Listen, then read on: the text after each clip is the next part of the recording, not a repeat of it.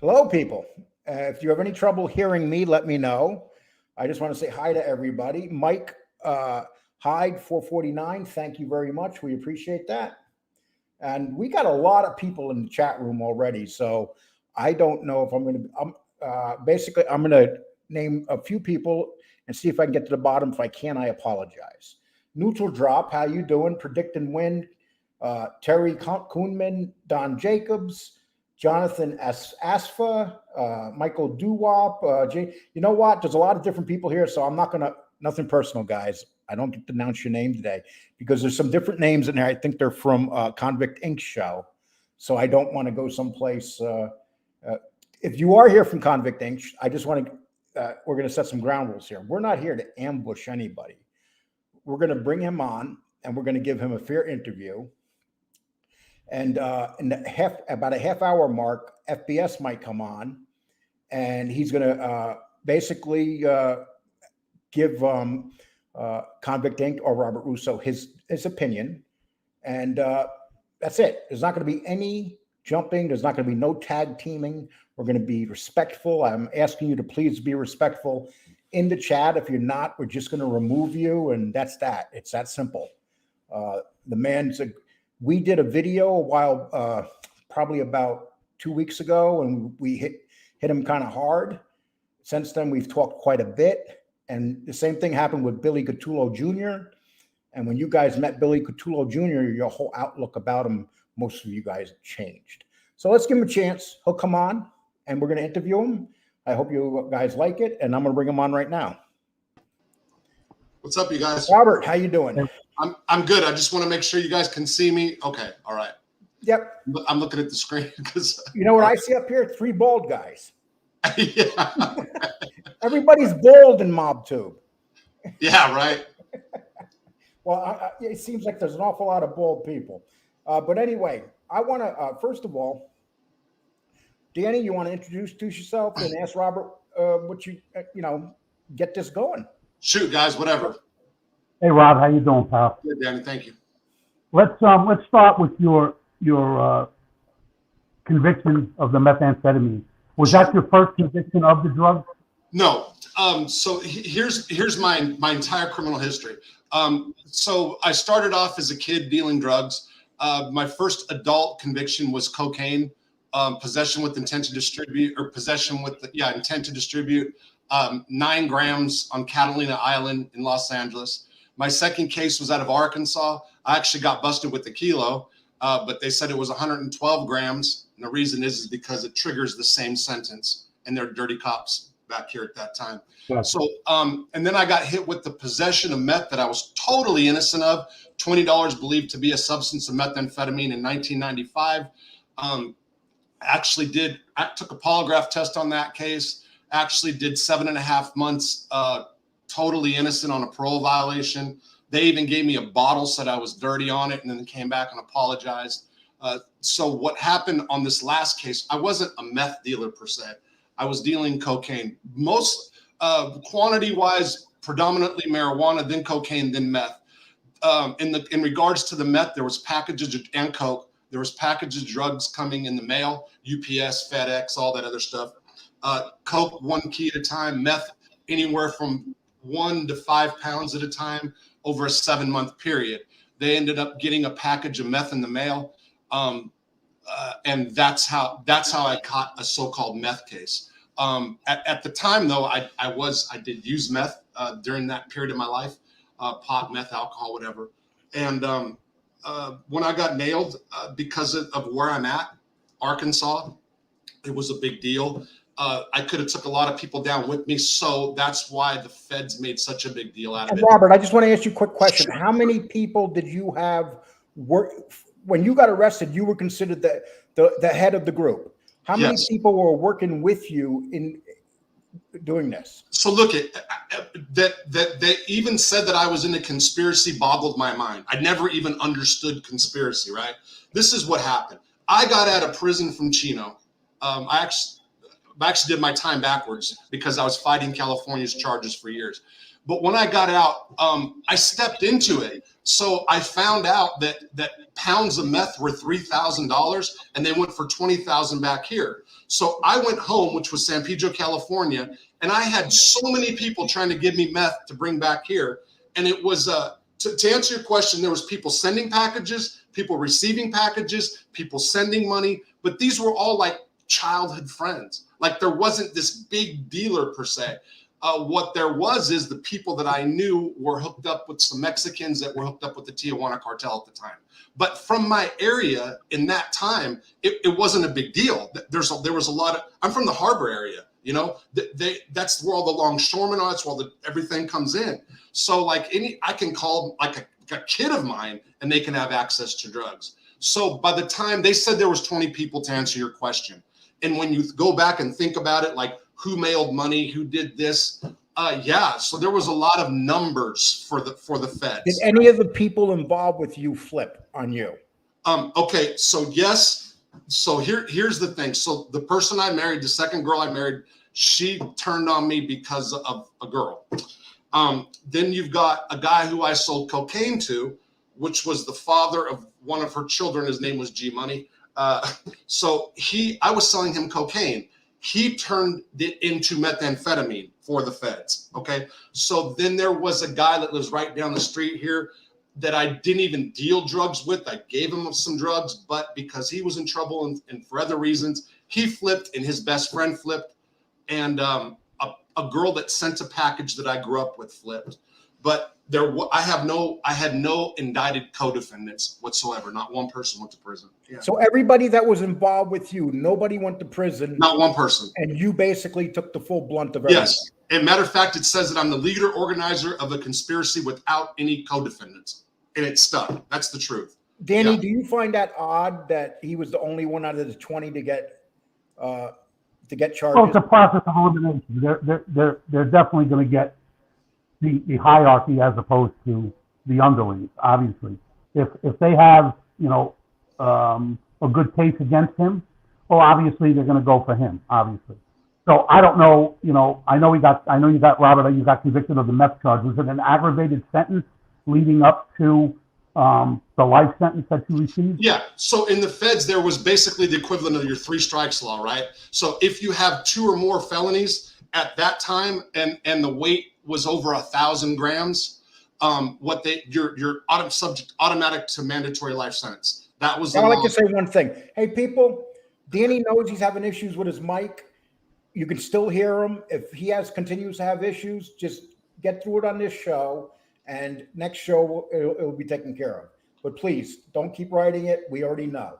Thank you. I'm sorry to cut you off, Robert. It's okay. And Danny, in the feds at that time, there was a lot of people, and still there today, on what's called ghost dope, right? So there's Right. people like that don't even need to be caught with any drugs. So if 3 of my co-defendants, let's say one of my co-defendants got caught with dope, and he says it was coming from me, and then 2 other people said, well, yeah, I saw a package of drugs for Robert and stuff like that, then they can add all that weight on top of me.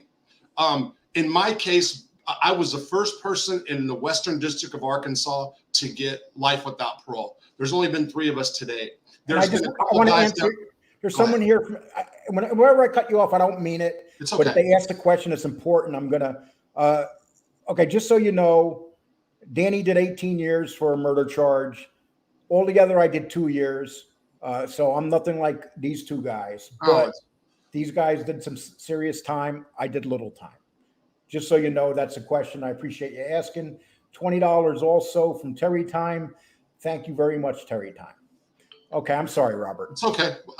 Yeah. So what happened was there was actually 3 separate investigations on me at the same time. One of them came, and I'm going to be as nice as possible. Me and my wife were with the girl, and right before I got in trouble, and after the encounter that we had, somewhere it came up that I was getting drugs in the mail. She went and allegedly said something to her husband, who just got out on bond. And yes, the guy was a friend of mine, so we can talk about my things I did bad. So anyway, then in California, what happened was there was girls that I grew up with, Catholic school, little kids. We were all together. These girls were my ex-wife's close friends. There was 5 of them. Whoever mailed the package got $500. Okay. So they were lining up to mail packages. Okay. So there was a fumble at the mailbox, etc., over the zip code. I had 5 different places where packages were being mailed. So, and then one girl was going to Arizona and she went back in to try to steal a package after it was already sent. It was this big cluster F. And so there was an investigation from that end. And then on the final day, the Postal Service got involved because another person went back to that same mailbox, etc. The owner got alerted, called the feds. They had the package sent to the Little Rock post office. Dog missed the sniff. The dog couldn't sniff because it was wrapped in bounced dryer sheets. And they tried to do a controlled delivery to me. That is, if I picked it up from the post office. Well, it just so happens I'm in a little hick town, and my mom actually picked up the package. She then drove the package home to her house, kept it there for 20, didn't know what it was. Well, anyway, she wasn't involved in my conspiracy. She came to confront me to stop if that was the case. So then about an hour later, she brought the drugs to my house, and all these agencies swarmed at my house at one time. The case was actually, I was on parole for like 20 more days. The case was actually a state case out of Arkansas. It took them 6 months for the feds to actually get the information to indict me federally. And when they did, they offered me first 5 years to turn. And then at the last minute, they offered me 2 years to flip. And yeah, and then I took the life sentence. So Robert, let me ask you a question. So they made you an offer to flip and you refused. So, yes. So when did you realize that you were looking at some really big time, and were you shocked at the amount of time you were looking at? So I'm going to say this. If I was those guys, if I was those police officers or the police officers around here, I would have wanted to give me a life sentence too. I had 5 Corvettes in these little towns and drove 1,000,000 miles an hour on the road with Jack Daniels in between my legs. Woohoo! You know, like just an idiot. I did this to myself. So I don't blame them for that. When did I realize it? I had an attorney who was a very close friend of mine, and we partied together. He's dead now, but he's the one that said, you realize this isn't like state. In the state, they'll tell you you're going to get life, and then you get like a year, you know, and you pay judges off. A lot of payoffs go on back in the 90s. So I didn't take it seriously. Well, when the feds, I had went through 5 different lawyers. I was what you call a difficult client. Imagine that. So I was in between attorneys. I went to the attorney-client room one night, and it was all the heads of the agencies against me. At first, I tried to say turn around, and they got my attention because they said we completed the investigation in California. Well, everybody in California, including my ex-wife, had disconnected their numbers on me. Telephone numbers. It was at that point when they tried to get me to flip, when they said, we know this, this, and this, all we need you to do is go in front of a grand jury. I listened to them, and then I cussed them out accordingly. And right before I left, they said, you're in a lot of trouble. And there was a detective named Michael Bates that tried to come back the next day, and he's the one, actually came to the bars, and he's the one that says, we can keep you in this county jail, give you 2 years if you just go to the grand jury against these people. And I, F you. Were you offered any type of bail? Oh, no. Once you get, especially, so I had a parole hold. All right. Now I will say, so I had a parole hold. So I was an interstate compact parolee from California living in Arkansas. So what happened was they put $1 million bond on me. Now I knew I was really close friends with the bond people. What happened was I started fighting the bond hold because they screwed up. And there was actually about a 4-hour window where I could have made bond, and I didn't even need the money. These people would have let me out, and they knew I was good for it. So what happened was I didn't get out because I wanted this person to bring me out to eat. It was a friend of mine. But they would have came back and hit me with the federal indictment a few hours later anyway. So I would have wasted money just to get out for a few hours, But I knew it was going to be a mandatory life sentence, especially on the day I got arraigned. On the day I got arraigned, I went and the magistrate who arraigned me, she was confused. Like, she looked at it and she was reading it. She's like, what is this because of the mandatory life sentence? And it was kind of like the prosecutor said this and that. And she looked at me like concerned, like, do you realize your only sentence can be life without parole? So at that point, even if I was to plead guilty, it would have been mandatory under law, unless, of course, I worked out a deal with them later, you know? It was so, there was a part of me at some point that thought I was going to beat it. I did drugs in the jail too. That could have been part of it, but that's what I wanted to ask you. When you got to, so you were in prison already before, so you were used to going through prison. Yes, yes. And did that help you a lot? Was there any type of fear when you went in the beginning? So I had done time down in Arkansas. So Arkansas system's a lot different than California. In California, I was in Chino Central for 7 months, which is lockdown. And then I was sent to Chino, basically a soft yard, level 1, 2. That was, California prison's really different. Everybody has to have their prison face on full time. Okay. Now the feds, I will say this, once I got life and I was sent to Leavenworth, oh yeah. Yeah. My asshole puckered when I walked into Leavenworth. It was a total different world. You know, there's just that feeling, you know, especially the historic part of it and just everything. But you knew like it's big and it's just scary. And so all that time I'd done, or the 2 times I'd done before, and the county time, out the window, you know? Yeah, that's true. Did you adapt right away, or did you have to fight to basically adapt? No. There, as far as fighting and them checking you, like in Arkansas or California, is different because you're already almost in a gang based on what area you're from in California. So everybody's kind of got your back, you know? No, I'll tell you exactly what happened. I have never used drugs intravenously on the street. I have never seen heroin to this day on the street. I was in Leavenworth 15 minutes and I had a needle in my arm with heroin.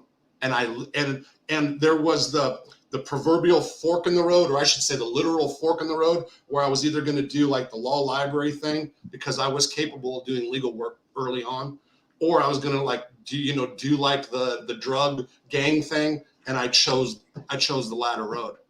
For whatever reason, I look back on it now, and I think that was a way to get through my time in the beginning. I just saturated myself with drugs and alcohol, and I had a good time. And I know, and I think that should make some people offended, but it's true. Like I literally had a good time by staying high, and then I embraced the drama. Never been a tough guy in my life. Never claimed to be a tough guy in my life.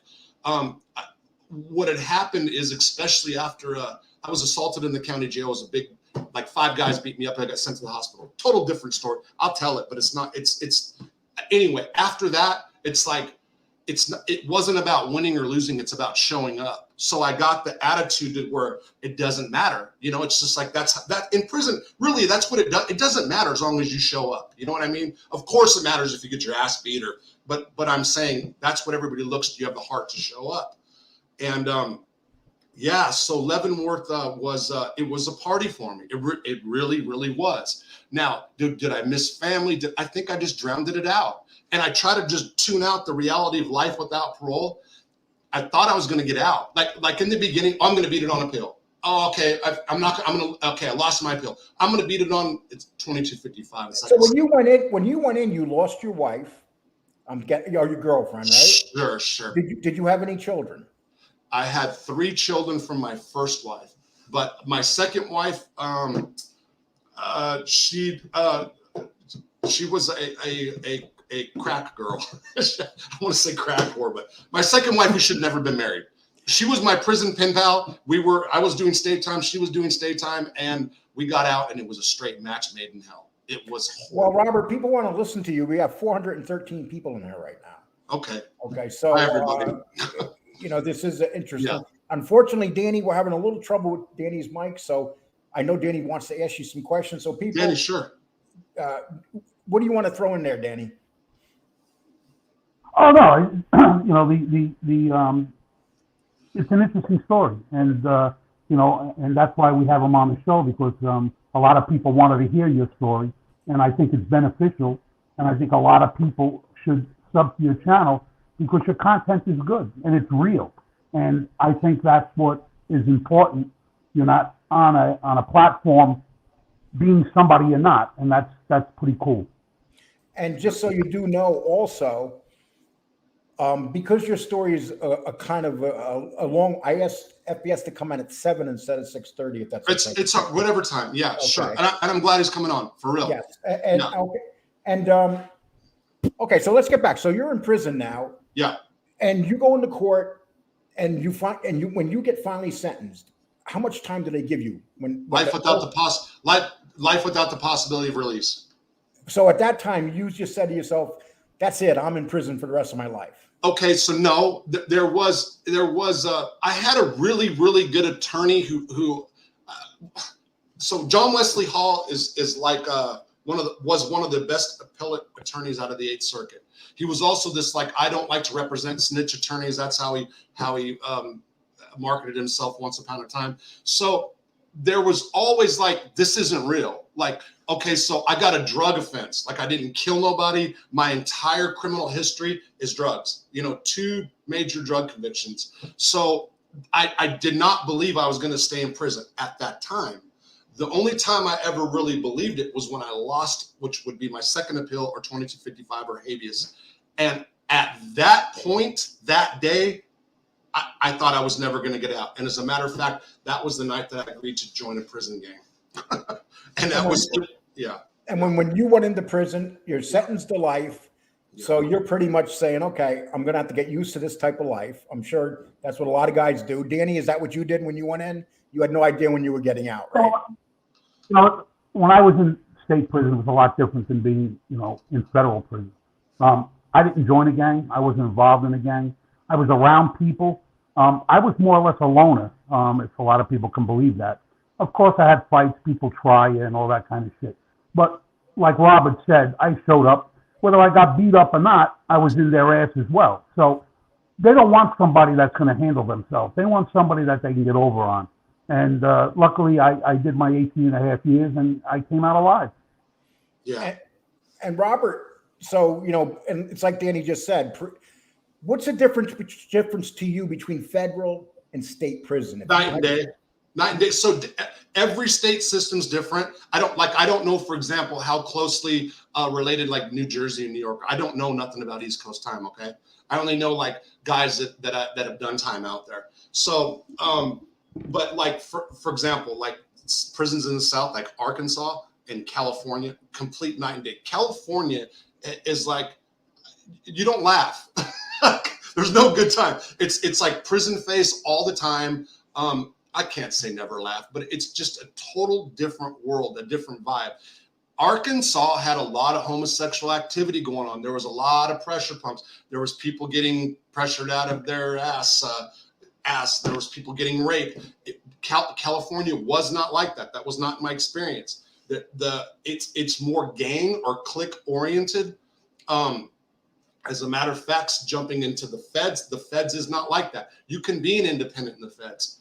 Look, when I talk about a gang real quick, so I knew somebody in the feds that was from my area or Orange County, a little bit south. We have the same similar backgrounds. Parents still married, grew up in a church. He was Mormon, I'm Catholic. And we both did time in the CDC. And he was a Nazi lowrider. I ran with Nazi lowriders, but that's a California prison gang. So he was already affiliated with the gang that I ultimately joined, which was the Dirty White Boys. Never in my life did I think I was going to join a prison gang, nor did I really want to. The leader of that gang was always on me saying, we need more leaders, thinkers than soldiers, blah, blah, blah. He was a friend of mine.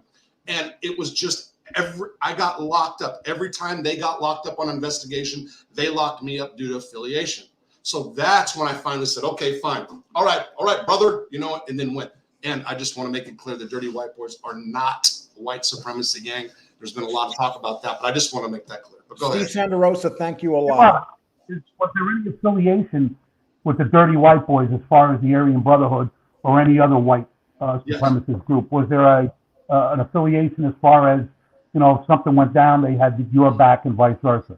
Great question. So in the beginning, of course, the Aryan Brotherhood that went into the feds was basically a takeoff from the California brand. They are closely aligned with one another. Okay, so that was the powerhouse in the feds for many years. So what they started locking up the Aryan Brotherhood in control units, Marion or ADX, right? Well, there were what they started doing, the brand or the Aryan Brotherhood, they would take like the best of the dirty white boys, they would pull them, and some of them would become ABs. Not in all the cases, but people would say like the dirty white boys were the farm team for the brand.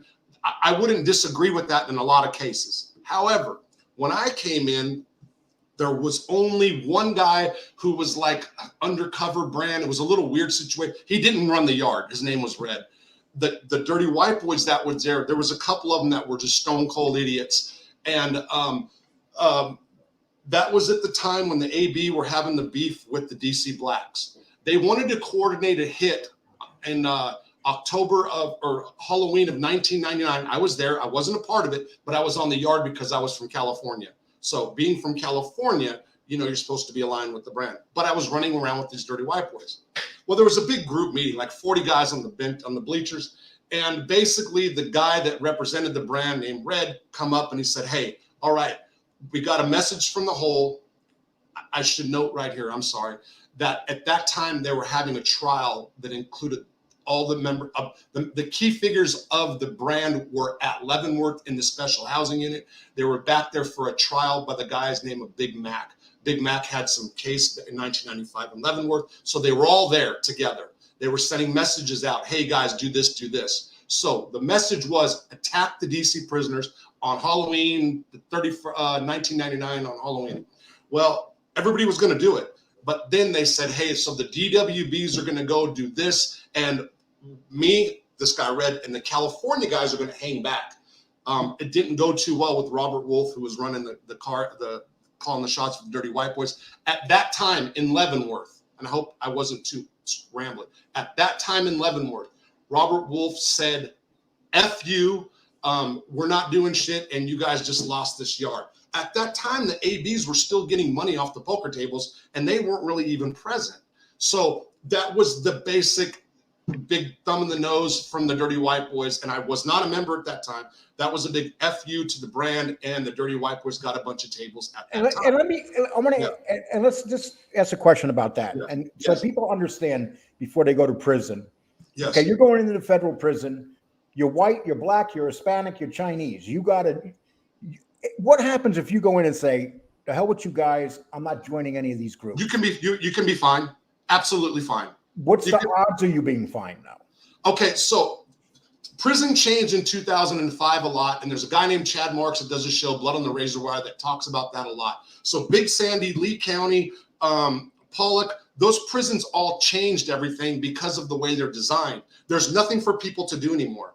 So when you go in, and the big thing is, okay, we're independents. Independents kind of became a gang in the feds. So when you go in and you go into a unit, basically, especially if you're younger, okay, so it depends on your age and your mentality too. They expect you, if you're white, to show up if there's a problem, okay? So you kind of are, if you're white, putting in a position where you're going to have to do something. That's just standard. But every prison is different, okay? It just depends on your custody level, FCI, USP. Some USPs are soft. There's a few of them, and some are run the same. So it really just depends on the balance, okay? And the years, like, okay, so I haven't been in one of the new USPs, so they're different than the old USPs. But there was a lot of, like in Leavenworth, there was a lot of independent white guys that did just fine, especially if you stay away from drugs and gambling and don't try to run a TV. I tell people that all the time. You can be fine. Now, that doesn't mean you can't have problems. That doesn't mean somebody who owes a bunch of money and wants to get off the yard won't pick a soft target that has no backup and do something stupid. So yes, it's prison. However, like I could have been just fine without a gang. I mean, I could have been just fine. Yeah, it's something like I look back on like, well, what did I do that? But anyway. Well, when you went in, did you have, and just to be straight, you're a white guy growing up in Arkansas. Yes. When you went in, did you have some ties to Arkansas, but I grew up in California. Yeah. Okay, but you got to Arkansas, so there's a certain type of people. Let's face it. I spent a couple years in the Ozarks, and I know what I'm. Sure. These type of people, especially in that area. So, did you have racist views when you went into prison? No. So again, that's the dirty white boys aren't like, that's not part of the gang. As a matter of fact, the truth is, the big truth is there really is no code and all. There are some rules that I never saw for 10 years. There is the bylaws. Never saw one for 10 years. So there's a myth, and I'm talking about the dirty white boys. I'm not talking about some of these other gangs. There has been an explosion of white gangs in the feds after 2003. That's because the feds started hemming all these guys up from different states, different white gangs, and they made a mess. They've created a monster in the feds by what they've done with all these white prison gangs. There's so many now, it's insane, right? But as far as racist views, I'll tell you about my views. I grew up in San Pedro, so I was around a lot of Mexicans, right? The first time I was really around black people was in LA County Jail. And that was like, wow, it was like, it was a trip. Now, the girl I married, I married my high school sweetheart. We divorced amicably. We're great friends, had 3 kids together. The second girl I married had a mixed race child when I met her. Then she got pregnant on the night before we got married, which is a whole different story. When I got out of prison, there was a baby named Robert Rosso III, and he didn't look like me. Let's just say that. Anyway, she was a prostitute. I don't know how else to put it. And I ended up raising this kid on my own. So even though my drug dealing stuff and all that stuff, and did it in this area where people were not too happy. So I had a mixed race child that I was raising as my own when I got busted. That doesn't mean that I haven't had prejudiced views. Of course I've been prejudiced. And I think that a lot of us that don't look like each other have prejudiced views. That's my personal opinion. Doesn't mean, and I will say this real quick, and this is going a little off. Since I've been out of prison, I am married to a Spaniard who doesn't talk like people from here. And people automatically associate her with the Mexican or South American. And I've seen a lot of discrimination against her, even though she's beautiful, great. I've seen I've noticed firsthand discrimination against her. But my point being, I think we all have some prejudiced views about us, especially if we didn't grow up around a multicultural society. A lot of you guys on the East Coast did, I did not. And, this area is still, they're good people. They're still. Hey guys, if you use any type of slang, racial slang in a chat room, you're to be blocked. And just so you know, sir 4661, I'm not going to block you. I'm going to put you on a timeout. I don't want any of that stuff in the chat room. Please show some decency. Go ahead, guys. Okay, so Danny, at this point, is there anything you want to ask him what he's discussed so far? No, I think he did it very eloquently. He's explaining his experiences and what happened to him in prison.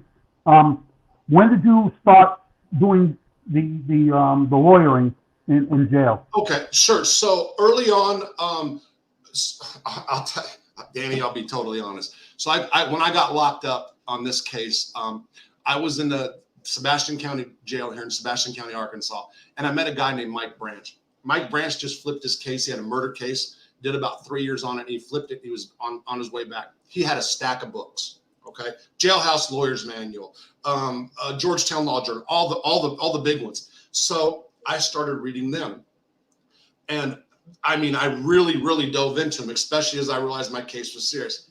And then there was a time when I started getting methamphetamine once a week. Okay. So then I became, like, in my own mind, F. Fleet Bailey, Johnny Cochran, like fueled on meth. I had it all figured out, right? I saw it. And to make matters worse, and this was like actually dangerous. I had what's called a PTR, a petition to revoke a suspended sentence. So in my first case, I had a suspended sentence, and you're supposed to go up in front of the judge in 60 days. They could have booked me on that before anything else, right? I found a loophole by myself that I had three attorneys, 2 from Arkansas and 1 from California, high-profile attorneys that missed it. When I went to the hearing, I literally made my I was blasted, made my attorney sit down, stood up. Your Honor, I'd like to make a motion to blah, blah, blah, blah. And he's like looking at me, you're represented by counsel. Yes, not today. So you don't want this counsel, sir? No, I don't. I'm representing myself. And like everybody's looking like, what the fuck's this whack job doing? Right? And I made a motion and I pointed out that it had been over 60 something days and they dismissed it. So when I beat this PTR, my head just went, so then I almost beat my, I actually did beat my parole. Although like I said, I had a 4-hour window to get out. I didn't get out. So I was like 2 for 2. I'm like, oh my God, this is easy. You know, and I was helping some other guys in the jail. And yeah, so that's what originally that's how it started. I go to the feds, I meet some guys. I'm really think that that's what my calling is going to be in prison. And it just went in a different direction for a number. Okay, so how when you're in prison now? Yes, you're doing all sorts of drugs. Yes. How long did you stay addicted before? We're going to get into the gangster stuff in a minute. Sure. How long did you stay addicted before you started? You said, "This is enough. I can't do this no more." So when I said this was enough, would be when I got transferred from Leavenworth to Lewisburg in 2000. It was actually October 2002. Stayed in the hole. They kept us in the hole till about December of 2002. So 2003, I had a test and I found out that I contracted hepatitis C. So that made me first realize that I'm a junkie. Like before that, forget about all the coke I used to snort when I was a kid. Forget about the periods of meth that I did in my life. So there's 3 separate periods when I did meth on the street. Very little periods of time, but I was completely whacked out of my brain. I never considered myself a junkie ever, because, you know, even when I was being released from Chino and was 45 minutes late because I was chasing heroin, 45 minutes late because I was chasing a fix, never thought I was a junkie. Never thought I was a junkie. When I found out that I had Hep C and I know where I got the shot, I realized it. On the heels of that, a month later, I found out I have bladder cancer. I started getting symptoms of bladder cancer.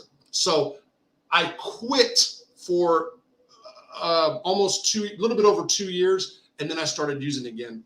So, but if you're asking me when I really quit, the first time I really quit wasn't until 2007, October 13th, 2007. Yeah, and that was almost for a 4-year stretch. Okay, so we're going to try to segue in. Listen, I could sit here all day and ask you. You have so many prison stories, so I'm basically skimming over your life. Okay, so when you're in prison, you're meeting some guys that are gangsters. They're from the streets. They come in with reputations. And you've done some shows now where you stated that they have the rep on the street, but once they get to the prison, the rep is gone. Basically, Testa, Persico, and a couple other guys. Sure. Well, tell me your relationship with those guys. Sure. And why you think that they didn't have the pull they had out in the street. Okay, so let me be clear. What I've said was that I think people that were born in that life or that were affected by those guys would be disappointed based on some of their characters in prison. That's basically, okay, let me give an example. First person I met was John Stanford. John Stanford from Philadelphia. John made sure because of my last name, I had everything I needed right when I got there. He was like the first person I met the first day I was out on the yard. There's issues with, there was a gang affiliation, some things that happened with Stanfa. I did videos about a guy named Nick Geo and Nick the chemist out of Philadelphia, where dirty white boys were involved in hits that took place with the Stanfa, Nick Geo, Nick the chemist thing. I met Bobby Manna, which you guys know. Bobby was in the block I was in, Junior Bradley. So these guys were all in the block I was in, okay?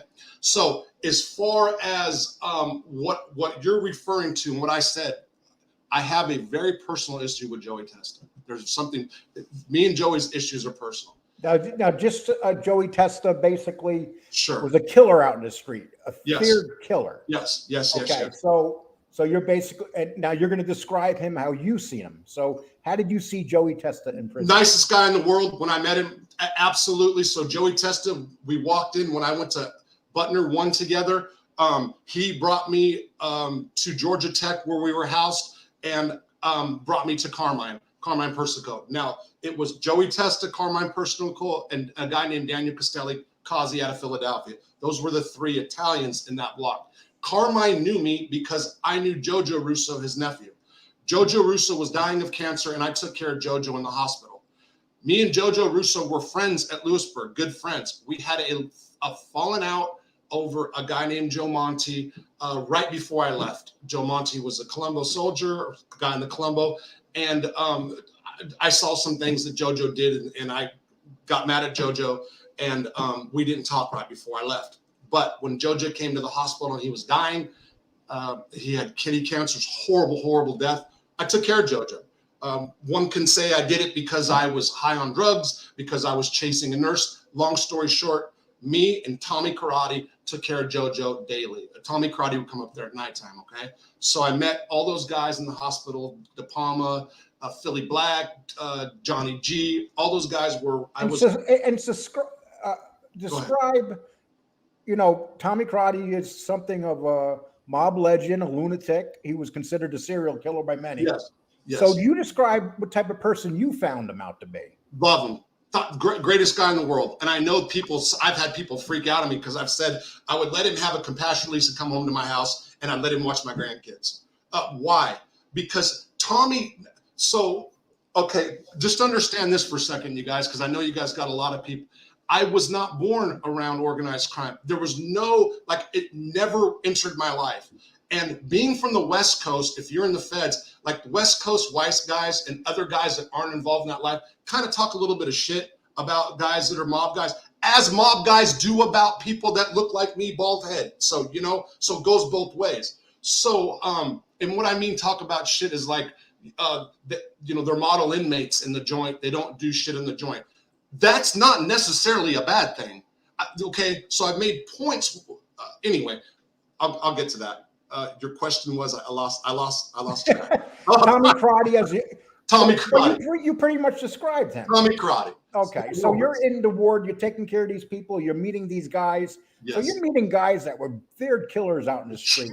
and did these guys, so did you find that when they were in prison, they were kind of like punked? They weren't the same people? No. Hold on now. Okay, so I'll go through one. So, for example, John Stanford.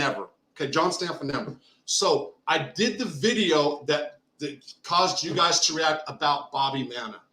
Bobby Manna, he did his own thing. He didn't want no drama. And I swear to you, and I'm looking at you both right now, I swear I never, ever thought that was a bad video about Bobby Manna. It was more about that guy Lou being a scumbag and taking advantage of what he did to Bobby Manna. That was my total take on it, and that's what I mean. I can see now why, based on, because I've listened to people's opinions of what they said. Okay, so now let me skip to Lewisburg. At Lewisburg, okay, Jojo Russo, who, like I said, was a friend totally. Jojo Russo never got punked out per se. What he did was he was trying to involve himself with some. So he found out I was a dirty white boy, blah blah blah. That I had a little status in that group. So he was trying to make a business relationship as a strategic move. That's not necessarily a bad thing. Okay, he had 3 basically what guys would call the muscles from New York, big kids, strong guys, and other people perceived that as like Jojo's paying those guys in case something happened.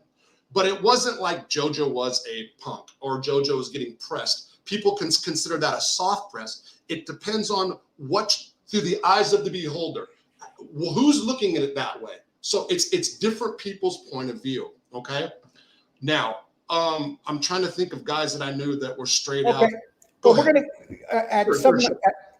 in about 20 minutes, in about 17 minutes, FBS is supposed to come on. So what I'm going to do is I'm going to skip over and I'm going to get to Tommy Reynolds. So you met these guys. Sure.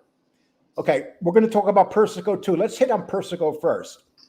Sure. How did you said that Persico had some hygiene trouble in prison, and that really bothered a lot of people. Oh, yeah. Okay. But besides that, was Persico the same guy in the prison as outside the prison? Very well respected. 1,000%. And I'm going to do, that's what my next Mob Monday is going to be about. And what I want to do is I want to get the leader from a large Crip gang, if he'll come on. We're talking about other things right now. So he was at Lompoc. So okay, so this is a perfect example. So let's say that I'm mobbed up and I go to the East Coast and there's a lot of people. It's different than when they separated these guys and they sent them, like what they did to Carmine, and sent them to the West Coast, okay? So they basically sent Carmine to the Sharks. And that was, when the AB was strong, big Crip and blood gangs, big feuds going on. So they basically sent him over there by himself. There was a few Italian guys, mob guys that showed up, but basically Carmine was left to his own devices. Carmine swung on a young black kid over a phone. Carmine snatched people up by the neck. You couldn't get $1 out of Carmine because he'd say, hey, get the F out of here. So those guys had super big respect for Carmine. They called it like that was a man's man. You know what I mean? So if someone came in Carmine Persico's face and they said, well, we want this, this, and this. Was not going for it. And this is even, again, this is when he was in California. And that's why I want my friend to come on and talk about it, because I wasn't with him at Lompoc. I heard about him at Lompoc, but I want somebody who was there to like reveal the story. I can give all the details, because this guy's credible. And Carmine, we used to talk about him. Carmine liked this guy. He was the leader of a huge Crip gang. So he knows all the insight on what Carmine did and did not do there.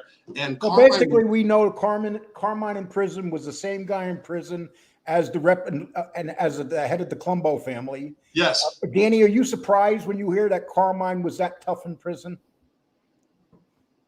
No, Carmine was tough on the street. Carmine, for his stature and his intellect, he was on top of his game. He was a very intelligent man. A lot of people don't realize that. He had an acting judge said you had a better life being an attorney as opposed to a gangster. That's right, Danny. I actually read those transcripts. I saw that. I saw that. And like I said not long ago, I was listening to NPR one day walking the track, and there comes this guy that was head of all the organized crime task force in New York at the time, and he was talking about how the LA street gangs basically weren't shit compared to the New York guys. And he said that the heads are often smart guys, and he named Carmine. He said, and there's one man that could run any Fortune 500 company, and that's Carmine Persico.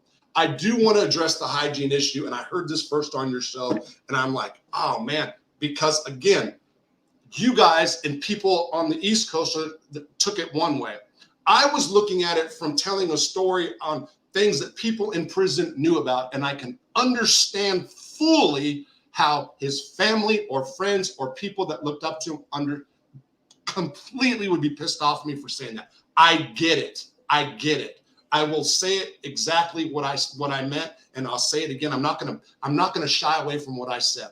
Carmine had teeth. His teeth. It's not that he didn't wash them. He didn't believe in soap for hands, because he said that's how you get viruses. Okay. That he believed. My grandfather believed the same thing. Okay. Now, when it comes to the teeth, he came back one day, and his littlest grandson at the time, Carmine, who he loved and adored, that's his youngest daughter's kid. Little Carmine was saying, "Ew, your teeth are yellow," and I had never said nothing to him at that point. Now, Carmine had false teeth, and he would keep them on the table. People all over would talk about them, right? And I said, "Hey, Carmine, look it. I have a partial, by the way." So I said, "Carmine, look, why don't I just get some bleach?" Bleach? What are you trying to do? Right? So that's what happened on that issue. I didn't mean it like he's a nasty motherfucker. What I meant, he's like a stubborn old man. That's how I really meant it. Now, I will say that what I said, and it's Carmine had food anxiety. Had food anxiety bad. If you wanted to eat, you had to eat now, okay? So he cut the microwave one night in front of a whole bunch of people and heated up the pizza. And this black kid got on him, and me and this black kid went in the shower, and I fought him. I got in like 2-3 fights over Carmine. Sal Black didn't like me one bit. I got in a fight over him. Tommy Crowdy ever comes on, he'll tell you guys all about it. So I'm like fighting for these guys constantly because they're doing some stuff, okay? Well, not always their fault. Anyway, so I was mad at Carmine that night because he got me into the fight with that black kid. I got drunk. I was sober 3 years, 7 months, 28 days. I was pissed off. I got drunk twice during that time. This was a night I got drunk, and it was white lightning. It was moonshine. Guy from New York named John Conza. I know people say he's bad, but Blake Bartleston, these are guys from Tennessee. I was in there and I was fuming about Carmine. And I'm just like, I'm going to go in there right now and I'm going to put a fucking pillow over his head. I did. I swear to God, I said that. And they were like, Rob, what are you talking about? I'm like, I can't stand it no more. This is the third time he's done this to me. I got to get away. Okay. So I didn't hear that part. I did say that. It's okay. true. And I apologize. And I cannot go back and say that I did not say that. I did. And that does not mean the next day when I wasn't drunk no more. That guy, honest to God, no matter what I said, if you guys hear me say bad things about Carmine Persico, he was more of a father to me than my father was. And I'm not putting down my dad. I'm saying that on talking about life stuff, politics, but personal things. So people ask me, what did Carmine say about Mob? It wasn't about Mob. It was about his own family or about my own family. Like I wouldn't say like who's his favorite grandkid and who, like I wouldn't do that. You know what I'm saying? I know I put a lot of information out there. I know I did say something that wasn't right when I said what he said about Alley Boy. That's true. That's fair criticism. He told me that in person. And I don't mean to cut you here. It's okay. I can ramble. I can go forever. FBS is going to be coming on in a couple minutes. Okay, I just we're going to segue over. Your show really started growing when you. Let me ask him one question. Can I ask him one? Let me ask him one question. Yes. Rob, what was Persico's relationship with Madoff, if you know? I was there when they met each other, and it was okay. So Carmine did not want to go introduce himself to Bernie. He was stubborn like that, like he wanted Bernie to come to him, basically. Okay. So Bernie came in. He was there. Carmine made sure, sent Bernie over a package of everything. Okay. He made sure a kid named Stevie Milakis and Drew, whatever, told him to come here, made sure Bernie had everything. Bernie was a busy guy. Staff either loved him, hated him, wanted tips from him. So it was about, I'm going to say 1 to 2 weeks. And how they met was in the hospital. They both had call outs. Call outs are if you're called into the prison at the medical at the same time. So when they met, we were up there and I had a call out on the same day. And Bernie came walking in and he saw Carmine and he walked up and he introduced each other. Mr. Persico, my name is Bernie Madoff. And I swear, it's like I wish I had like the camera that was like the money shot right there. It was just like wow, this is like the moment. Like I felt the moment. That was a real big deal. You know what I mean? But I respected each other. Carmine Persico, and to answer your question, Danny, they ended up having a good relationship. Carmine stopped going out on the yard as much. Like he didn't like to go out in the sun and in the winter too much. Bernie walked the track. But they had a very good relationship when I was there. Yes, they did. They respected each other and they told New York stories and everything. Yes. Now we're going to do a segue. We're going to segue because he's coming on in 8 minutes. So, okay, you kind of got quite popular when you went after Jimmy Calandra. And I'm going to let you talk more. I'm going to let FBS and you talk this out. No problem. But basically what I wanted to ask you was when you came on here and then you said that you knew Tommy Reynolds. Yes. And it sounded like Tommy Reynolds still has a lot of resentment for being where he is. Now, I want to ask you, was it Tommy Reynolds that said these negative things about Jimmy Calandra? Wait a minute. Which negative things? Well, there were quite a few of them. I mean, okay, stop. So hold on. So real quick, number one, I take resentment. I take issue with the fact that you're saying I got popular with Jimmy Calandra. I had 63. No. I had 63 or 6,800 subs. Jimmy Calandra. There's no doubt and no denying that my subs grew after Jimmy. It's stupid to say otherwise. Okay, but it was already above 63. That's all I want to say there. Right. You can see I'm smiling when I say it. I'm going to say it again. But you're over 9,000 now. I cannot deny that there was a bump after. Absolutely.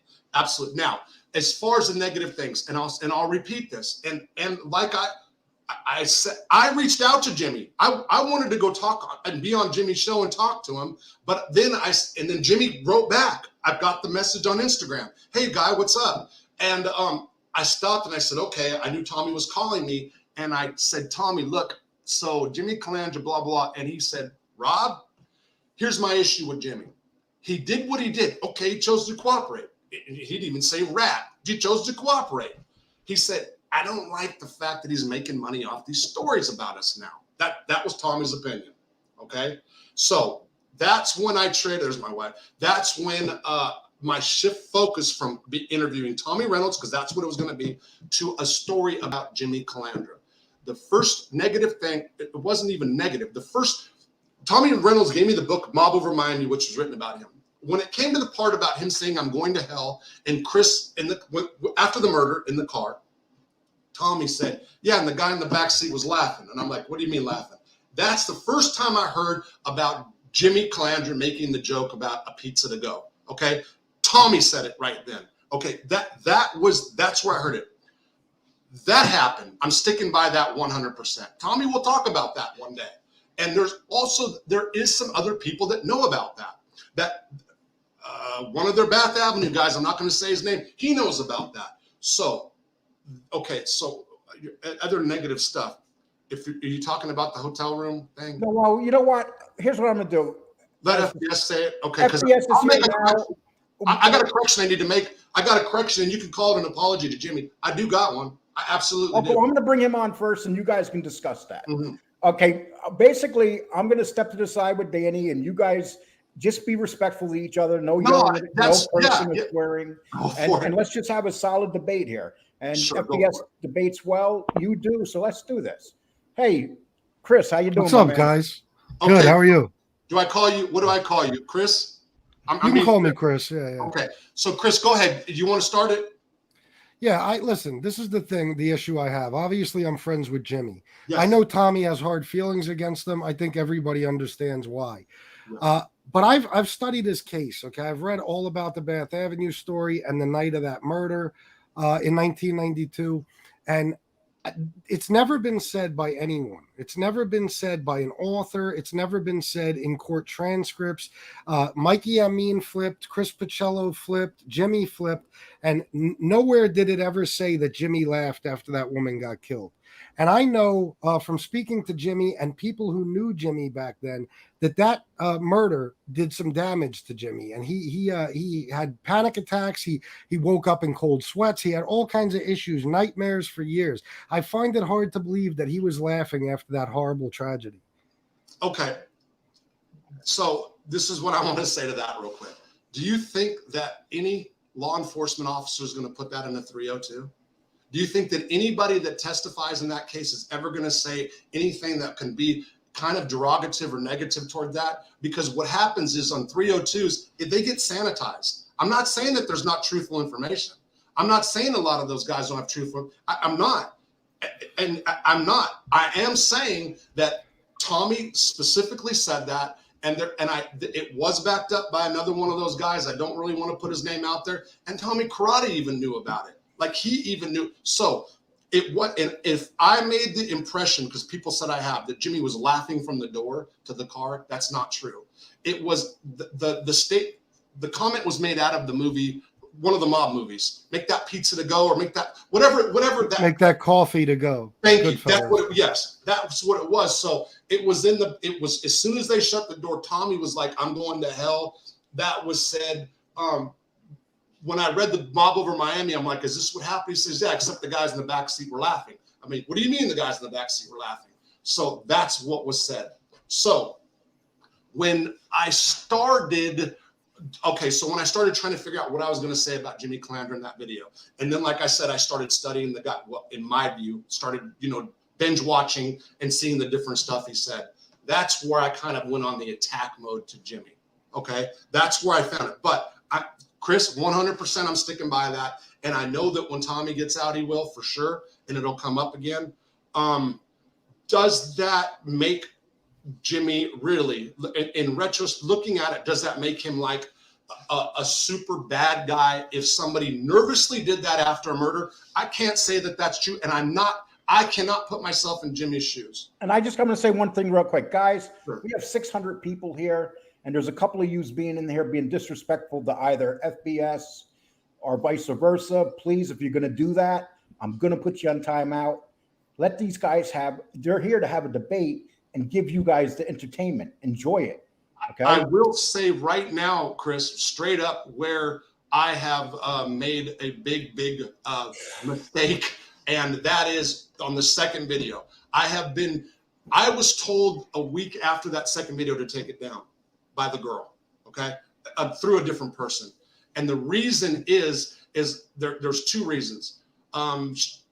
Because I said the relationship with her and Tommy, and I was asked never to talk about it again. But I can't not apologize to Jimmy for this part without saying that. That's why I'm not saying what. Well, this goes along good with what you guys are discussing right now. Shinebox says, why didn't Tommy Reynolds' lawyer bring it up and use it against Jimmy or Spiro's lawyer?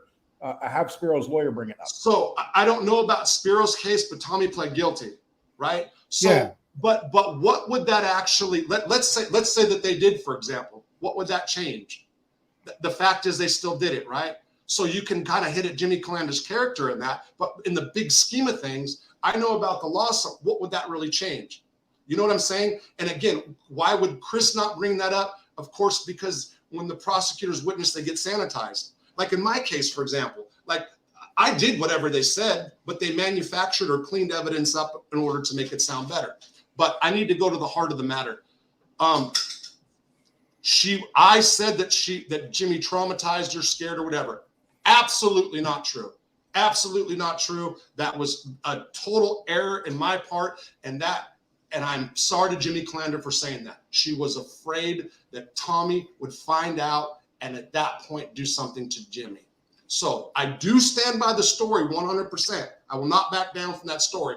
I did get 3 sources from that story. I mean that. And when I talk about sourcing and journalism, I don't mean that my channel is about journalism for that particular story, because it was so like, okay, this is not something light. This is something serious. That's why I said I sourced that story like I did. But very, very, very not happy with the video was her, and wanted me to take it down. At that point, I said it's too late. That's the truth. Okay, guys, I'd rather have you give me no money. So I'd like to say one thing real quick. I'd rather have you give me no money than put up wise ass remarks. I'll be totally honest with you. So I'm not going to pull your remark up just because you're giving me money and it's on there, just so you know.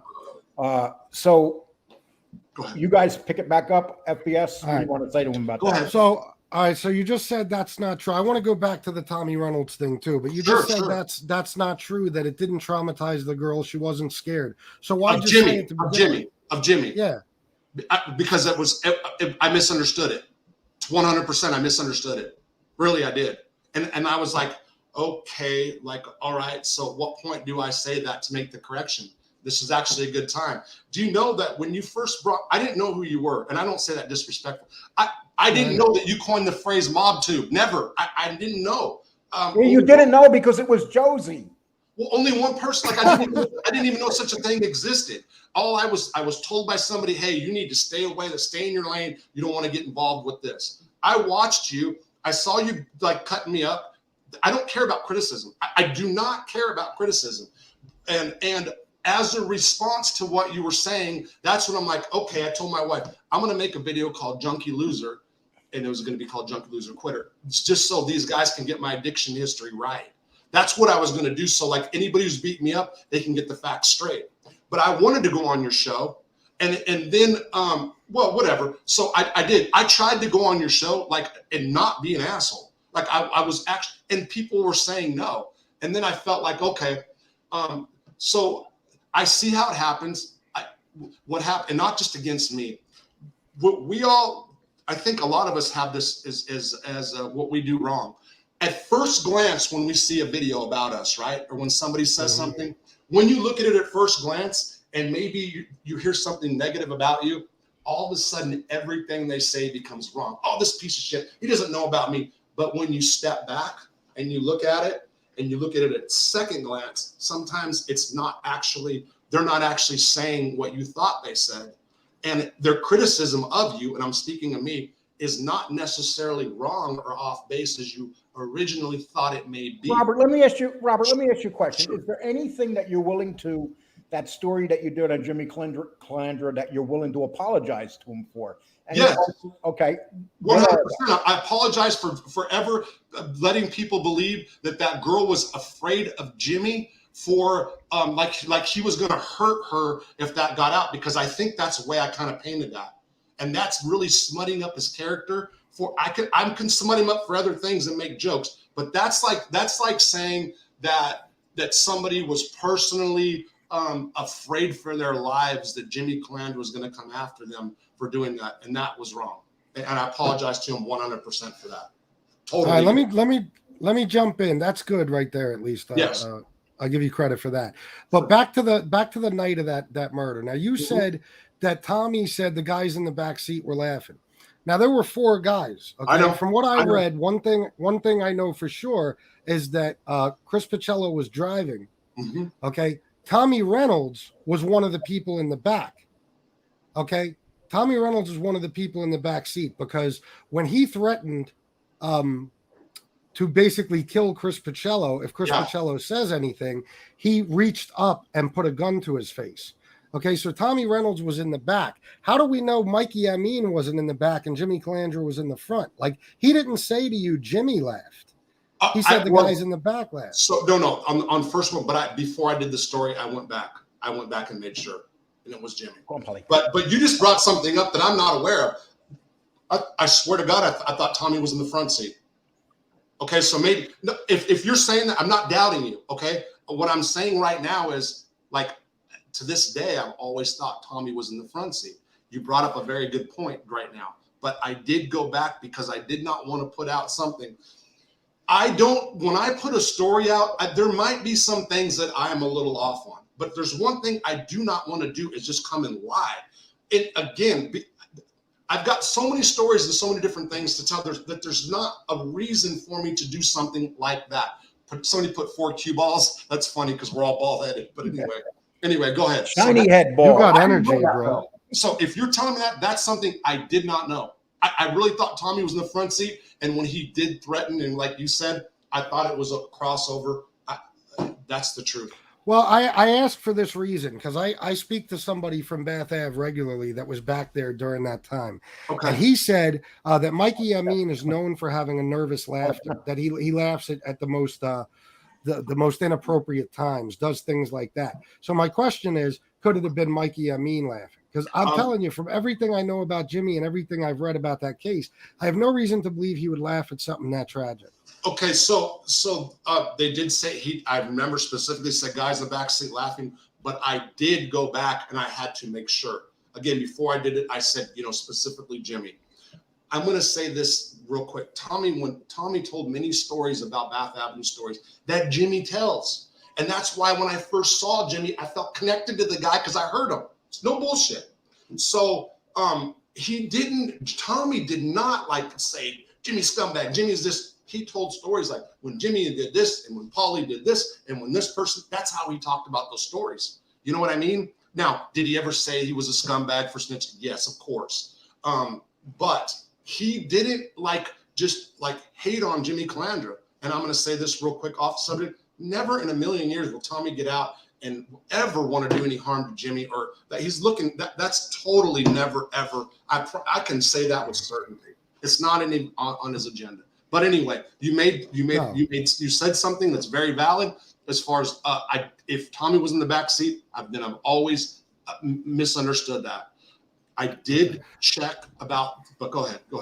I talked too much. No. I just wanted to say it seemed vicious. Okay. Jimmy, about a day or two before you did these shows on him, he shouted you out on the show. He actually had nothing but positive things to say about you, even in private. So it's just, wow. I'm very curious about why you came out hitting below the belt, because to say that a man laughed during the horrible murder, the tragic murder of an innocent woman is pretty brutal, man. What did Jimmy do to make you this fucking angry at him? Okay, were you doing this in defense of Tommy? No. I'll tell you straight up. So again, I had nothing personal against Jimmy. What happened was the more I started to watch the videos, I binged watched him, right? And I started making little notes and I started seeing the same thing over. So when I kept hearing about him being from a good family, and it sounded like he was being so critical of the others or putting himself above the others. So I don't have anything against people that cooperate. But when you say you do something for a certain reason and it doesn't seem genuine, so I did come out hitting hard. You're absolutely right. Tommy never told me to. Tommy never said go after him. Tommy just said, I told him I was going to do it. He said, you do what you got to do or what you feel right. I do think that there's some people that appreciated it, like saying, okay, because I brought out certain stuff. Chris, it's like this. There's guys that cooperate, but a lot of them have the same justification for it. And that's what I guess started getting on my nerves about it. You said, why did I take it so personal? I guess I really don't have an answer to that. I guess all I can say is when I saw him talk about like the bullet going across, it almost hit me. Like that's putting yourself in like a victim mentality. And as far as like taking responsibility for the reasons why you cooperate or where you're at today. Has Jimmy changed? Obviously Jimmy changed. Obviously Jimmy's doing, I don't know about kids and stuff like that. I heard you say he did, but what I see is a common theme, like Sammy the Bull. That's what I kept seeing. So that's where, if you're asking where my goggles were or my frame of mind, that's where I was coming from. That's where I'm coming. That's where I was coming from when I shot that video. Was 2 days of binge watching, knowing that he made the comment in the back seat and going, oh wait, and then in my mind maybe, no, this guy's a scumbag. This guy's. Hey, 1 second, Danny. Is there anything? I'm trying to put it back in my mind frame. Danny, is there anything you want to put into this conversation between the two right now? No, it's going very well. Okay, I just wanted to make sure. Okay, I want one thing that, okay, and this is the problem I had with you, Robert, and and you had problems with me, but I'm just going to be straight with you. You did this one thing where you basically showed FBS, and you were insinuating that he was giving head to Jimmy on a show, and I'm going to ask you. This is why I'm going to ask you this, because you're claiming to be a journalist. And no, go ahead. No. Go ahead. This is just what's on my mind. And yes, fair. I'll shut up. Right. Okay, so, and then, when you wrote me that time and then you ended it with that quote, and I'm saying to myself, now, if you're a journalist, do you feel like maybe you shouldn't go that far sometimes? Or is that just that side of you, the old side of you? No, I have a very petty childlike side of me that has impulse controls that does stupid shit. Straight up. As far as what I said about FBS and that, he laughed about it. That was straight. When I said that, I swear, like that was not calculated. If you guys knew how little how uncalculated I am, man, that was just like this afterthought. And I saw his reaction, and I was like glad that he reacted that way too. Because it was funny.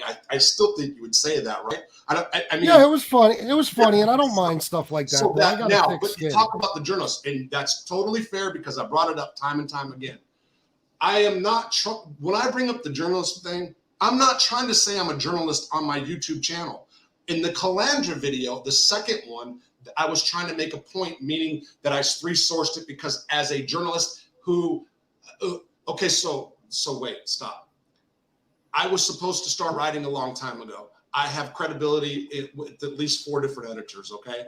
So I'm proud of that credibility. I would not want to do something on my channel, even though it's not journalistic, that would eventually hurt me with those editors when I do start writing, okay? So, but I do use that term a lot, like, oh, I'm a journalist. Oh, I've got credibility as a journalist, to like say, like, why would I lie? Perhaps I do that too much. Perhaps I do that wrongly. That's true. When I wrote that response to you, Lee, was it like the worst time when I was freaking out about family issues. And when you put that on your show on the second episode, I swear I went like this. Like, what a jackass I am. Like, how embarrassing was I to do that? And that was so stupid because you did come at me respectfully in the first part of your email, but you baited me in the second part of your email, whether you think you did or not. You kind of, and I bit, and I would never have responded like that had other issues in my life in controlling me. And I have issues. I'll admit it. I do. I have very bad impulse issues. I can be a petulant child on stuff. It's true. And I'll be the first to admit it. I've had drinking issues. FBS, you hit me. You hit it perfect. Forget about any of the meth converse. You hit it perfect. I am not in recovery because I have been drinking. I have made them, I won't get too far off. I have made probation put me on a patch that's going to include alcohol. So we'll see what happens there because of what's been going on. But you hit it. You smacked me on that one. So you were well, dead. I'll tell you what, I give you a lot of credit for saying that, because we have a lot of people on here who claim to be in recovery, but they're quite obviously using. So I give you credit. Some people say they're not using as long as it's not their drug of choice. It's something different. But no, absolutely. The alcohol's been my Band-Aid. You know what? If you talk about a drug of choice, right, it would be opiates, and it would be, so I haven't done heroin in years. 2014, I snorted some in 2016. Black tar heroin was my favorite. I've never used the needle on the street. I like 10 milligram Percocets. I don't know over anything else. I don't know why. My wife, I have bladder surgeries. Last time I had a bladder surgery, she made them wouldn't allow me pain meds. I wanted to kill her. I was like, at least give me that relief. You know what I mean? But do you go to any type of Alcoholics Anonymous? Are you in any type of program? I go to counseling. I go to drug and alcohol counseling, and on my own. Probation made it a part of me for 4 months. However, I did not realize that I was using alcohol as a Band-Aid for my addiction until about 6 weeks ago. And it came up, I go to group voluntarily afterwards, and they were talking about processing, what was the issue? It was how to deal with grief. And of course, my dad died. I got a lot of grief things. And I realized at that point, like, oh my God, even a beer, because I talk about me using. My wife gets pissed because sometimes it'll be just 1 or 2 beers. Even 1 beer, even 2 beers is putting a Band-Aid on the bigger picture. So I'm going to use this next chapter, which is going to start probably next week now.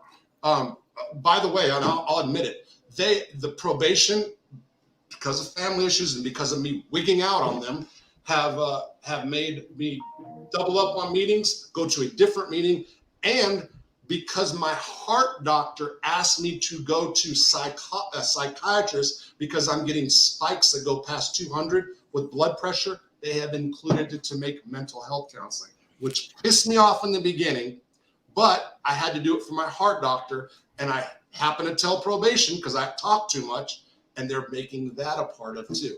But so you got a bunch of bald-headed guys on here with bad hearts doing this. Man, so what I'm going to do though is I'm just going to say, you know what? Okay, I submit.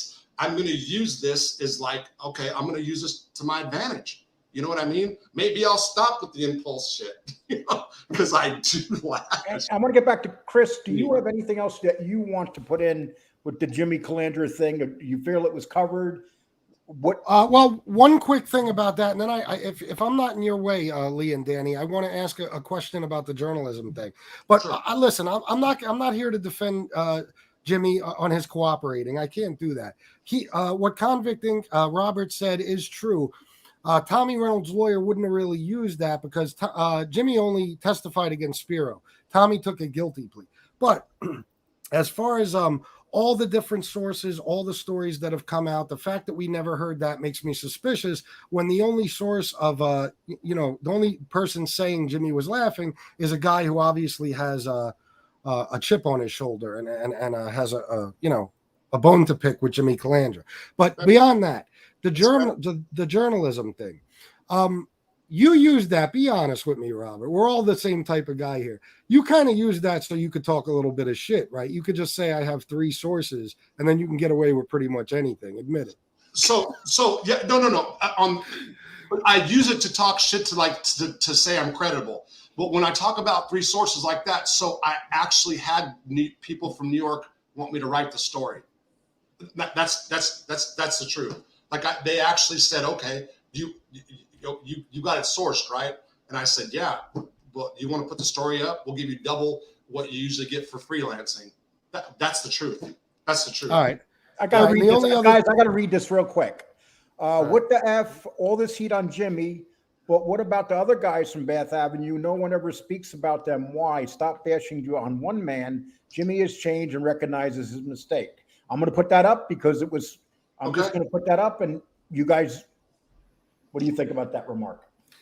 Well, yeah, I think it's funny. Nobody ever talks about Calco. Joey Calco was did more damage to Anthony Spiro than Jimmy ever could have. It's funny that people go after Jimmy only because Jimmy's the one on here talking.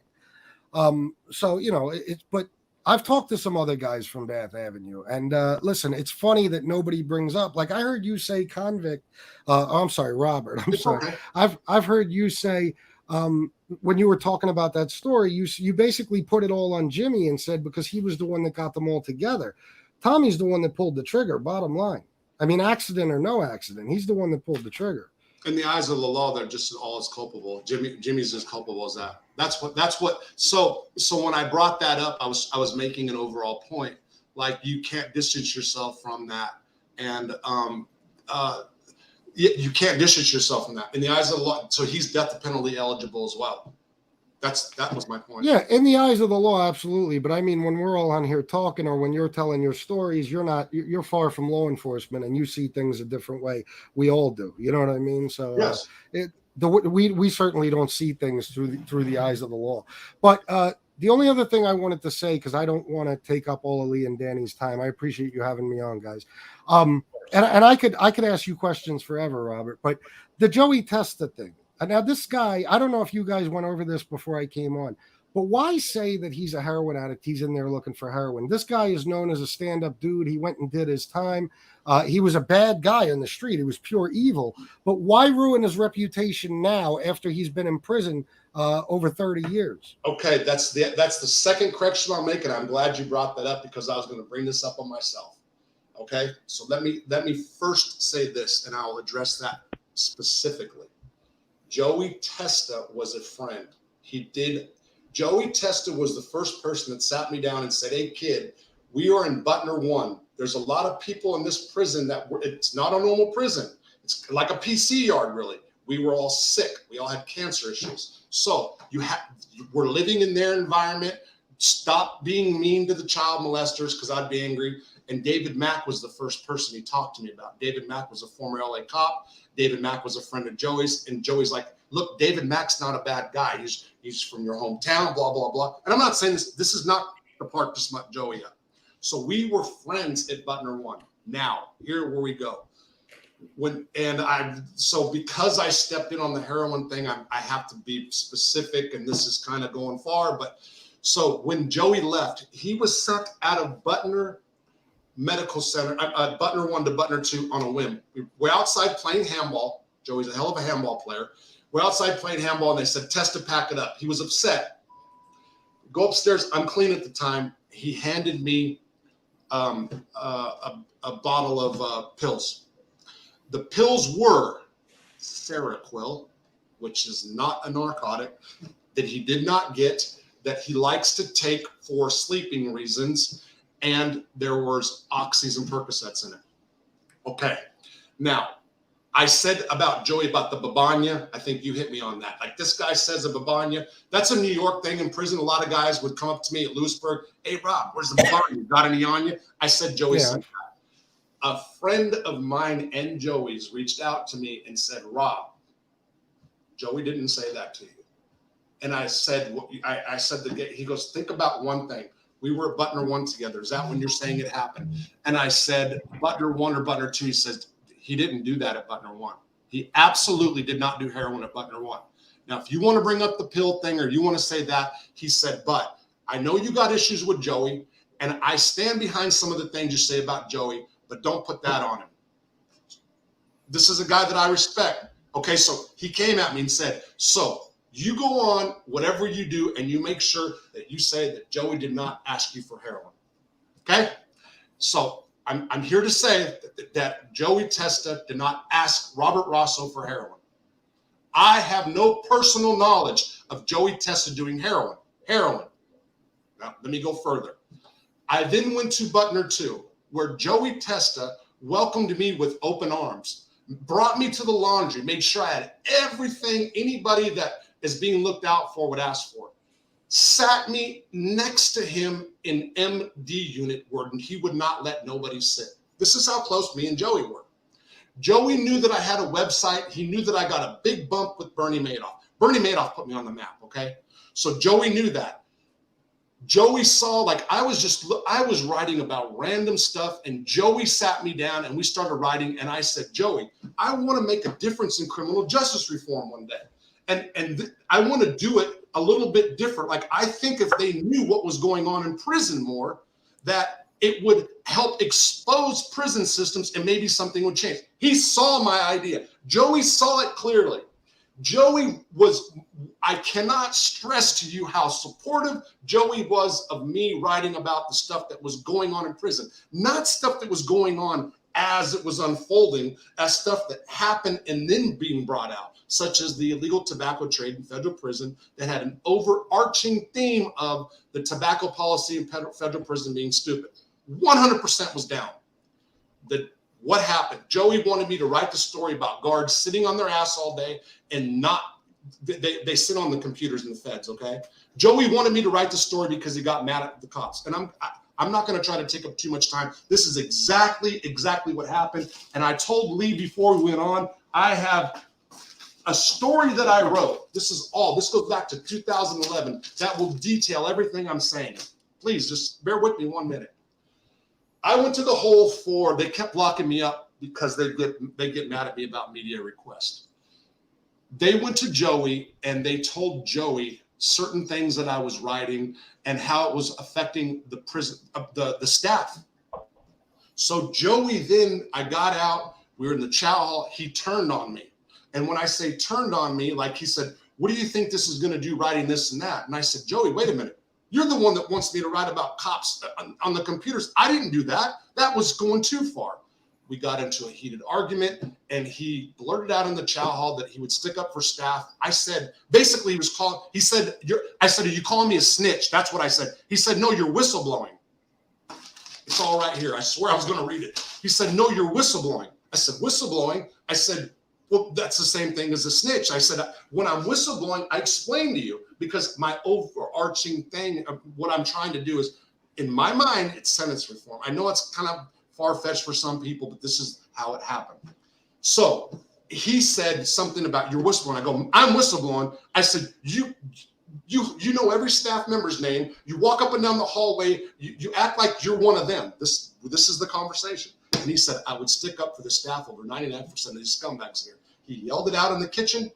He yelled it straight. Everybody turns their head. And he said that if I didn't stop writing, I couldn't sit at the table. I got up right there and I went and sat with the child molesters. And I did it intentionally for 2 weeks because I wanted people to ask me, hey, Rob, what's going on? Why are you sitting there? I said, they're more honorable than Joey Testa. This is where it all started, right? This is the truth. Chris, I'm telling you the God's honest truth of what happened. This is what I did. And there's people that were a Butner that know about this that'll vouch for it. Swear to God, this is what I said. Now watch this. So this is what happens after that. They wanted to get rid of me. They wanted to send me to a USP, a maximum, because they figured I would stop writing the stuff that I was about the Federal Bureau of Prisons. Okay, me and Angela Dunbar, the warden, she didn't know the whole story. They locked me up and they tried to transfer me when I had cancer in my bladder. I literally was on a chain. She saw me. They just had senators write. My family had senators writing about me not getting treatment. And Angela Dunbar was, wait, what are you doing? I said, they're transferring me. She goes, did you get your cancer removed? I said, no. And she said, get him back in his cell right now. The next day she came around and said, Mr. Rosso, I apologize. I think there's something going on. You're getting back out. Give me 1 more week. And that week, staff went to Joey Testa. Joey Testa put a separation on me. Okay. Fact. Here's where the bigger problem with Joey comes in that made me go, wait, 1 second. Explain what a separation is. A separation is if you say you cannot be around somebody for safety reasons, whether I'm hurting him or he's hurting me or we're going to fight. Okay, it's called a separate in the feds. And commonly, guys, so I've got like 40 separatees on me because I was a gang member. Okay, so that's what it was. And by the way, Chris, dirty whiteboards were not a white supremacy gang. I heard you say that. I just have to say that real quick, bro. I was told. See, I don't know, but I was just told. Okay, no, and the Southern Poverty Law Center does say that too. So anyway, so I'm gone. I ultimately get sent to FCI Terre Haute. I am there. This is in 2017, I think it is. And I find out that I can get sent to Terminal Island. Terminal Island is my backyard. It's where I was born and raised.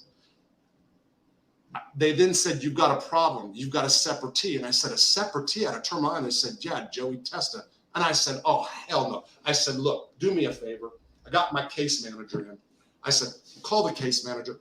Get a hold of somebody at Terminal Island. And please tell them, get Joey Testa in the office. Hey, Robert, did you ever say that Joey Testa had a restraining order against you? Not a restraining order, separatee. It's okay. I just wanted to make sure someone wrote that. That's okay. So this is what happened. And my counselor's name. I can give you the name of his counselor, my counselor. I got it all written down in the journal. But I'm just saying this is what happened. I go in there and I'm in the office. I'm sitting like this. They're talking, and they called and they said, "Yeah, we got to sit." Okay, these guys were friends. They had a little bit of issues. Came back and said, Joey Testa refuses to let the separatee off you. I freaking lost it. It's like if there was a prison in Brooklyn and I was there and I had a separatee that the staff forced me to put on Joey or whatever the deal was, and I said no. Man, do you understand that I got grandkids there, my kids there, my family there? I got 47 freaking first cousins. You understand what that did to me? That's why I'm irate about Joey Testa. That was wrong as fuck, man. That was wrong. And I'm telling you, God's honest truth, I've got no reason to lie about this whatsoever. I wouldn't do that. I did. So when I was going off about guys from New York doing drugs and Joey Testa, yeah, I said some stupid shit. I am telling everybody right now that Joey Testa did not ask for help, but I stand by the fact that he uses in prison. Not all the time. Not some stone cold junkie that runs around looking for dope. He did not. Like a lot of guys in prison, they look for relief every now and then. So I'm wrong about that, and I was wrong about what I said about the juror girl. Those are the two things I'm wrong, and I'm mad. I like to say something, Robert. Yes. I'll give you credit for saying you're wrong about these things, but if you're wrong several times. I mean, sure. Does that put in question about things you say? I'm just being straight. No. That's valid criticism. That's valid stuff. Instead of slinging somebody and talking about junk or this and that, that's valid stuff. Of course, anytime that I'm wrong like that. So Jimmy, I've been waiting for the right time to correct the record on this. Been waiting. Okay. So I was going to do correction video about it. I was actually going to do that. So, there's guys, as far as anything else I said about Joey, about being a hall monitor, there's guys that I'll have on shortly, or that were there. Wait till I get Benny Geritano on. Just wait until I get Benny. Benny knows about all this stuff. So I don't watch all your guys' show. I don't think I can be more honest than I am on my channel. Do I go, when I see stuff, do I go a little off bent? Again, I would not want to not correct something I said that was incorrect or put something out there that was so false or misleading, because the bigger picture is there will come a time when I will be writing for big magazines and stuff like that, and I can't have my credibility called into question because of a stupid video that I did. Again, the videos are different from any journalistic thing, but that's one of the reasons. Chris, go ahead. Yeah, no, I just wanted to say real quick, sorry, Lee. I think it's fair to say at this point what we learned is when you have an axe to grind, you go above and beyond, because you said the child molesters are more honorable than Joey Testa. I think it's fair to say that you might take it a little too far when you're angry, right? That's not okay. All right, that's not. So when I do you understand how angry I was in the shower? That's valid point. Do I go beyond? I mean, I sat there for 2 weeks I sat there for 2 weeks saying, hey, the reason I'm sitting here is because I'd rather sit here than with Joey Testa. I think these guys are more honorable than Joey Testa. I did do that. I did. That's insane, bro. And I never sit with child molesters. I can be honest with you. I'd rather sit with Joey Testa under any circumstances. No, I held my guns, is what I'm saying. Yeah. I mean, I did what I did. I mean, so if somebody, I mean, hey. What'd you say, Lee? You'd never sit with Joey Testa? I said I'd rather sit with Joey Testa than at any time. I would never sit with child molesters. Yeah, that's why I'm saying. No. I think, man, you know what it is, Robert? I get the feeling that you're a pretty hard-headed guy, and when you get pissed, you get pissed. Yeah, that's fair to say. Yeah. That's fair to say. But there's also a point where I come down, and I do like look at a bigger picture. I do. Yeah. Well, at least you're being straight up about it. If I'm consistent talking about impulse and this and that, I've been consistent. Like you see what it is. If you were in MobTube and you just said the things that you just said, you'd be crucified here. Man, but listen, I'm fair game. But if I'm saying that, like if people run channels about me doing this, that's fair shit. We're public people, right? And I can stand by what I'm saying. Like I'm not cowering from it. I'm straight up. I'm like this in person. I was like this in prison, so I'm me. I am. And I can tell by the chat, out of everything you said today, and I can tell by the chat room that the thing that bothered them the most is when you said you sat with chomos. That's where I see bro. one right after another. Even guys that are from the prison side. So let me say that I did it intentionally. And who's going to be watching this? And I know Tony, Cedric. So there was guys that would come to me that were my friends and what the fuck are you doing? Proving a point. Because I wanted people to ask me. I wanted them to, so I can literally say, rather them than Joey Testa. Little Freaky Freddy right here, good guy. Way better than Joey Testa. I did do that. I literally. I know. Hey, listen. I'm not saying it's not. Do you think that maybe Joey Testa got the best of you? Yeah, he kept me away from my hometown. I mean, it sounds like to me. It sounds like to me, Joey Testa kind of was a gangster. Was a gangster? Stop it. Think about what he did. I mean, he literally he succeeded in getting you to sit with chomos and getting you. No, he didn't. No. He didn't get me to sit with chomos. He deliberately became the henchman for staff to try. He took staff's position. He was doing the work of staff members in an attempt to get me to stop writing about the prison. In essence, he was putting on a BOP uniform. That's what Joey Testa did. Joey Testa, it has, and I'm going to say it and I'll stick with it, a form of Stockholm syndrome. He believes that he is not a normal inmate. He believes that he is better than and closely identifies with staff more so than inmates. And I'm going to say this.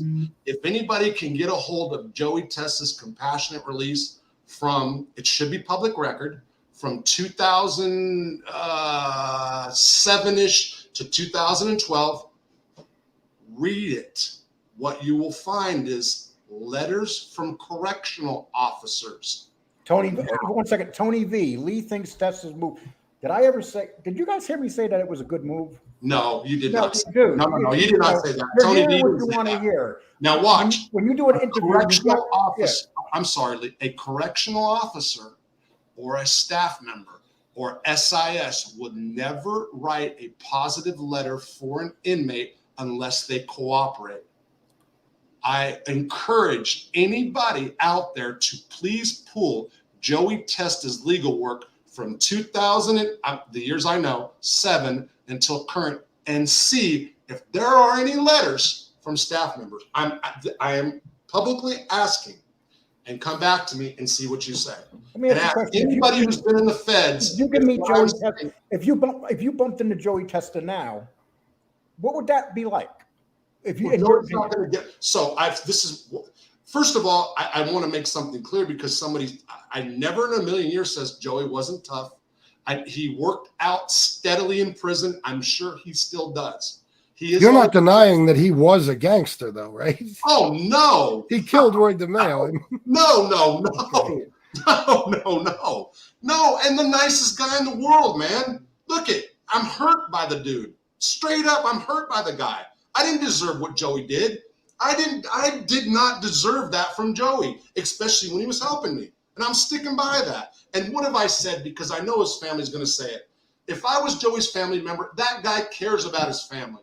I get that they don't like to see me say that. The dude loves his family. The dude talked about him nonstop. He wrote them letters. He corresponded. He genuinely cares. This is a personal beef with me and him, right? And I'm salty about it. Fuck yeah! Because Is he more honorable than child molesters? Yes. Okay. Yes, he is. Yes. I did that to prove because I wanted people to ask me. Would you do the same thing? Would you do it over again? Probably. Oh. I'm a knucklehead. Hey, just probably. Well, I'm going to tell you one thing, Robert. You're a different type of cat. No one gets smacked, but you're not. Guys, what you see is what you get. Yeah. I don't know. Hey, and Chris, people warned me that you were a good debater, that you came up with good points. You're a pro. I'll give you that. Thank you. I'll give you that. Jimmy has he's been being texting me respectful during too. this stream. He could have came on. He could have came on. I wouldn't have been like all crazy. Man, listen. You want me to go on your show with you and Jimmy? I'll do it. I'm not going to be an asshole. I'm telling you. I'll go on. No bullshit. He wants to say what he has. He can say it. Now, look, I was surprised by his reaction after, okay? That's where I started making more fun, okay, about the Jimmy T-shirts and all that stuff. Okay, so he went from gonna write Tommy's. Forget about that now. No, let's forget about that now. I'm telling you right now, I will go on your show, or Jimmy's, whatever, with both of you guys. I mean that. All right, I'll talk to him about it. You know what's funny, Chris? I will. I'm not. I told him that People are gonna be pissed. I'll lose subs over that. I will lose subs over. I'm fine. Well, you know what's funny, Chris, and this is how shows changed. When we came on, I said to him that we weren't going to get too deeply into Joey Testa. It's okay. But we never know. Game, man. Listen, I'm talking about people that guys in your genre. I don't want to say looked up to, but these are popular figures. I get it. I'm not a fool. I get it, but I'm not gonna back down on something that I know or that I'm so passionate about. Let's be honest. You kind of go out of your way to make mob guys look bad, right? It seems like you have an axe to grind. I think I heard you say something like they felt superior to the other inmates and criminals in general. So I think you kind of feel like as if they look down on you. So you're taking that out on them. I think you have an axe to grind now. But that's an East Coast, West Coast thing. That's a California mob. So we do that to each other, right? So I'm telling you, when I get there, it's like those mob dudes are lames. I mean, that's what white guys that's how we talk. Those dudes are punks. Man, you know that dude over there, you can beat him, take a shit. They ain't gonna do nothing. That's the kind of talk. And they would say things, hey, those guys are scumbags, stay away from them. It goes both ways, Chris. It goes both ways. But as far as so the guys that I've never said nothing bad about Stanfa. Tommy Karate, I would let live in my house. Tommy Reynolds, I would let live in my house. I'm telling you, from what I know, how he treated me. Fat Sal Scalia, the dude told me to go catch basketballs while they talked like you're a punk. Robert, are you aware of the things and I fought for the dude, and I wouldn't beat somebody up and I'm not a tough guy. I don't want to say I did go 10-0 in the feds without getting whooped, but before that, I got stomped, people. I got stomped. Hey, those were Robert, lucky. you are aware that Tommy Karate cut a woman's head off. I know Yeah, all about it. I'm telling you, based on how he is to me. Look, again, I've said this about mob guys. It ain't about who they were in the streets, about how they treated me in prison, or about how they acted in prison. What's the bagel guy shot? Was it Bo? What was the guy that shot in the bagel? I think he was the Colombo. He shot somebody in the bagel shop, accidentally killed people. I know. I'll I've heard. I know who worked on his case. I'll find out. He was like an old, grumpy, mean man, right? And he liked to gamble. And I know people. He won like $3,000, and the guy said, "No, you didn't. No, you didn't. He didn't do nothing." Now you can say those guys are pieces of shit for taking care of an old man, or you can say like he didn't do nothing and he was weak, even though he was old and on a cane. It goes both ways. It's in the eyes of the beholder. It's however we view things. So people that are fully support you, Chris especially, are just going to take anything I said. They're going to just pile on, right? People that might support me and not like you, they're going to say like, "Oh, you did this." It's in the. We're so polarized on these channels and in the country in general that it's really not going to change much people's opinions. But you know what, Robert? You're controversial. I'll give you an example. There have been 600 people here for over an hour, and that's not Yes, because and I need 300 of those people to subscribe to Fat Bald Sicilian. So if one of the mods, maybe Gunsmoke, would like to drop my link in the chat. And all you guys that like Lee and like hate me, subscribe to me anyway, because I'm going to have a whole bunch of more controversial shit to say. Yes, and please subscribe to this channel if you haven't. We do appreciate it. And well, let's just keep this going a little bit. And Marta. So Chris made a good point.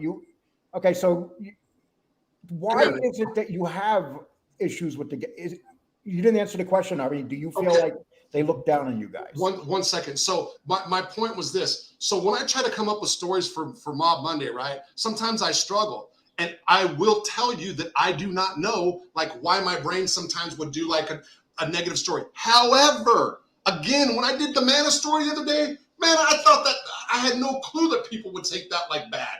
That's Babe Ruth. You're going after Babe Ruth of the mob. That's what people thought. I didn't go after him. I was talking about a guy that scumbagged him.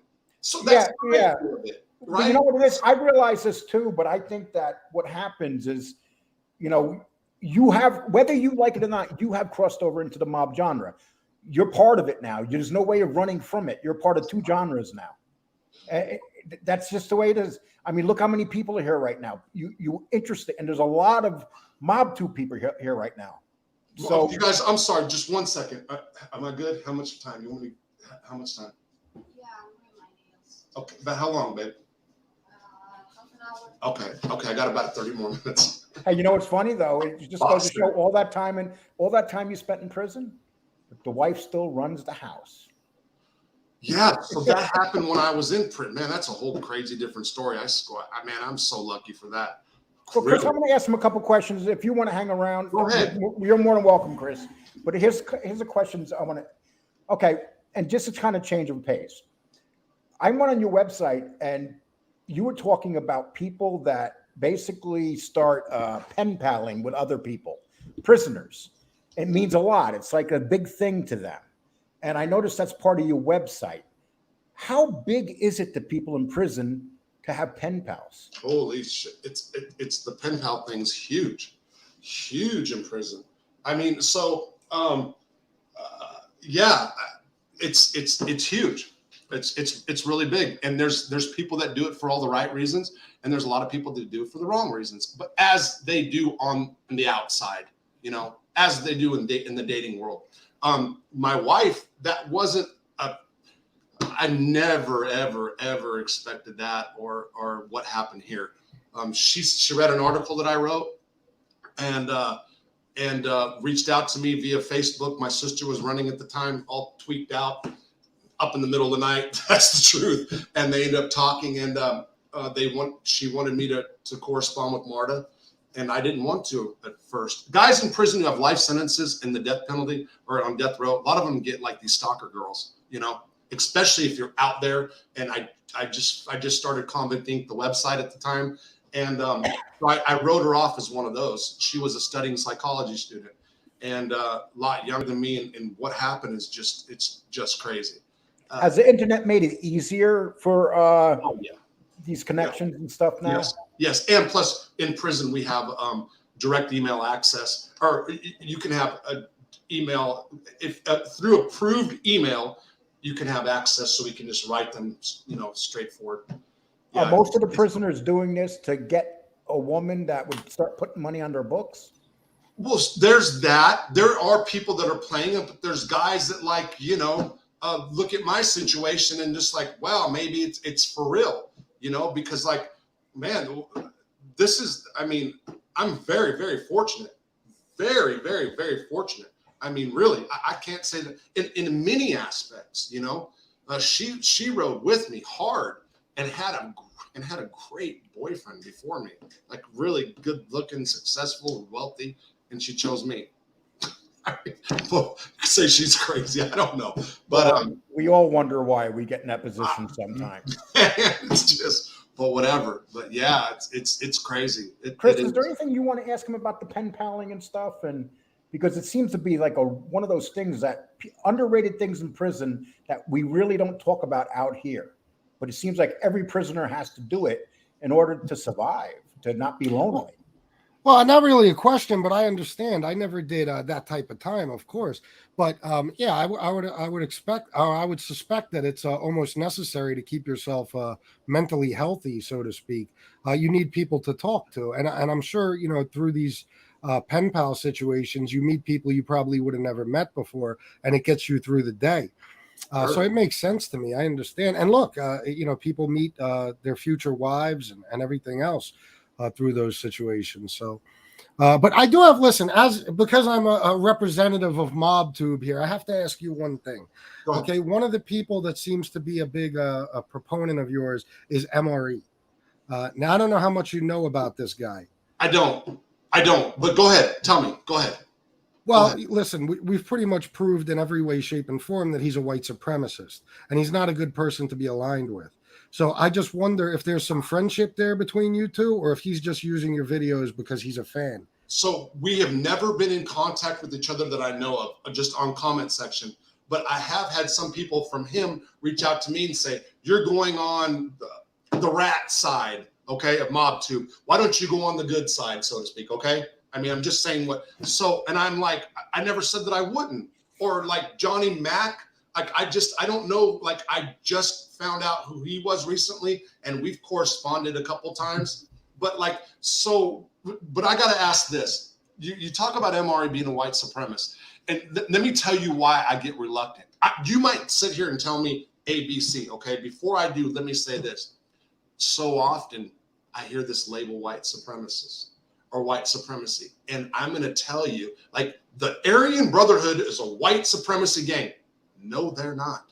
There are many married to Mexicans. No, they're not. They don't have the philosophy. They are not. I've been around them. I could, like, okay, Bobby Ray Shields. I did video about him, the Chomo checking him the other day. Never white power, brother. Never. We got to read the 18 precepts. No. All right. Well, let me give you a quick rundown. You tell me what you think. A Hitler tattoo, the Odal rune, getting busted by the police with your bedroom filled with Nazi symbolism and white power symbolism, being a member of the Nationalist Social Club, or at least being affiliated with them. Let's see, what else? Let's not forget here. Calling David Lane. You know who David Lane is, I'm sure. Yeah, absolutely. Calling him your leader. Having Facebook posts with people saying Heil Hitler and saluting. Things like this. What would your particular black piggyback? Okay. Based on what you just said, based on everything I would say that he's probably a white supremacist or a separatist. Okay. So based on what you said, I'm sorry, I don't know. I don't know. If you guys are listening to this, here's a gentleman that's been in prison for 20. For 20 years, and he's defining to you exactly what a white supremacist is.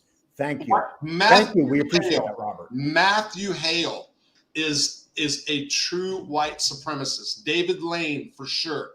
I'm going to do a video this week on Bruce Pierce of the Order, that if what you're saying about MRE is true, I have to put that in there. If what you're saying is true, then MRE would not like the video I'm going to do about Bruce Pierce. People, and I heard people say, like, why do you hate prisoners? You have an axe to grind with prisoners. And I swear to God, it's just stuff that's there. I mean, I'm just putting out videos or content. Maybe subconsciously, I'm like bitter at everybody. I don't know. If you guys knew how uncalculated I really was about these videos, you'd trip. I do believe, let me tell you what I just came up with recently. This is something that's just come up recently. So it's not a relative. So he had a child out of marriage, way before the kid's older. So the kid's uncle and I correspond. Okay. So there's like 3 people that I know that Tommy Cruddy corresponds with, that I correspond with. And the guy came up, really nice guy. I mean, just fantastic, a real sharp guy. And he said, Robert, whatever you're doing, blah, blah, blah. The one thing I'm concerned about is you saying something about a certain gang. And I'm like, well, I already have, and I'm going to do series about them, about the ABs, fuck it. And I'm like, I'm going to do series about the brand. And he's like, you're going after a brand. So you're going after Coca-Cola or Pepsi or something like that. And it made me realize something. It made me realize that I have a belief that, especially on prison, the prison tube, I think I'm going to coin prison tube. So and on prison tube, I believe on prison tube that what's going to happen eventually is that some congressional staffer, there's going to be some big debate about criminal justice reform. They're going to look at these and go, hey, why did this guy Robert Rosso had fun in Leavenworth for all these years and he's bragging about it, or blah, blah, blah. And hopefully there'll be change. Now, the change could go the wrong way, okay? But because of the pendulum, I studied criminal justice reform. Bear with me a minute. I studied criminal justice reform, and every 30 to 40 years, the pendulum swings in one direction. We are in the era of right now of liberal of reform, not get tough on crime. Okay, so I am hoping to God that someday we can use this, and it's okay if you said Convict Inc. I don't care. No, I didn't mean to put that up. We can use this, and it's a hater. You're not boring at all. About sentence reform, about prison reform. I believe that now, but I thought branding. So what I'm really doing in some cases, I'm attacking brands. If you attack brands and you can start with a lower level, like children, like let's look at what Convict's Perspective does. They go after basically the Northerners, the Northern Mexican gang. Sureños? Not the Sureños, the Nostra Familia, not the Emmys, the other one. I'm sorry, I just gelled out. But they tell stories about them, and the stories about them often end with them doing bad stuff. If kids in those areas can see, like, look, it's all not cracked up to be, or if I'm sitting there saying something about mob guys and there's kids that are infatuated and they see like a different perspective, like, wait a minute, that guy wasn't all that in prison, so maybe I can unbrand some things. This is things I've been thinking about alone in my house the last 2 days. I'm talking out loud right now, but I really, really, really am going to go after criminal justice reform on a serious level at some point in my life, not too far from now, when I can get myself correct. Are you going to continue hanging out in MobTube and being negative on mafia guys? Probably. Probably. I'm just going to tell my stories. It's not like negative or positive. I'm probably just going to do what I've been doing. And it's not clickbait. I'm telling stories. So what am I going to do next? I'm going to do Carmine about his life at Lompoc. I don't have I can do that one about both. So I don't have a little advice to you, Robert. There's 2 guys, Manna and Carmine. If you're going to write about them, just always remember that these guys are like, royalty.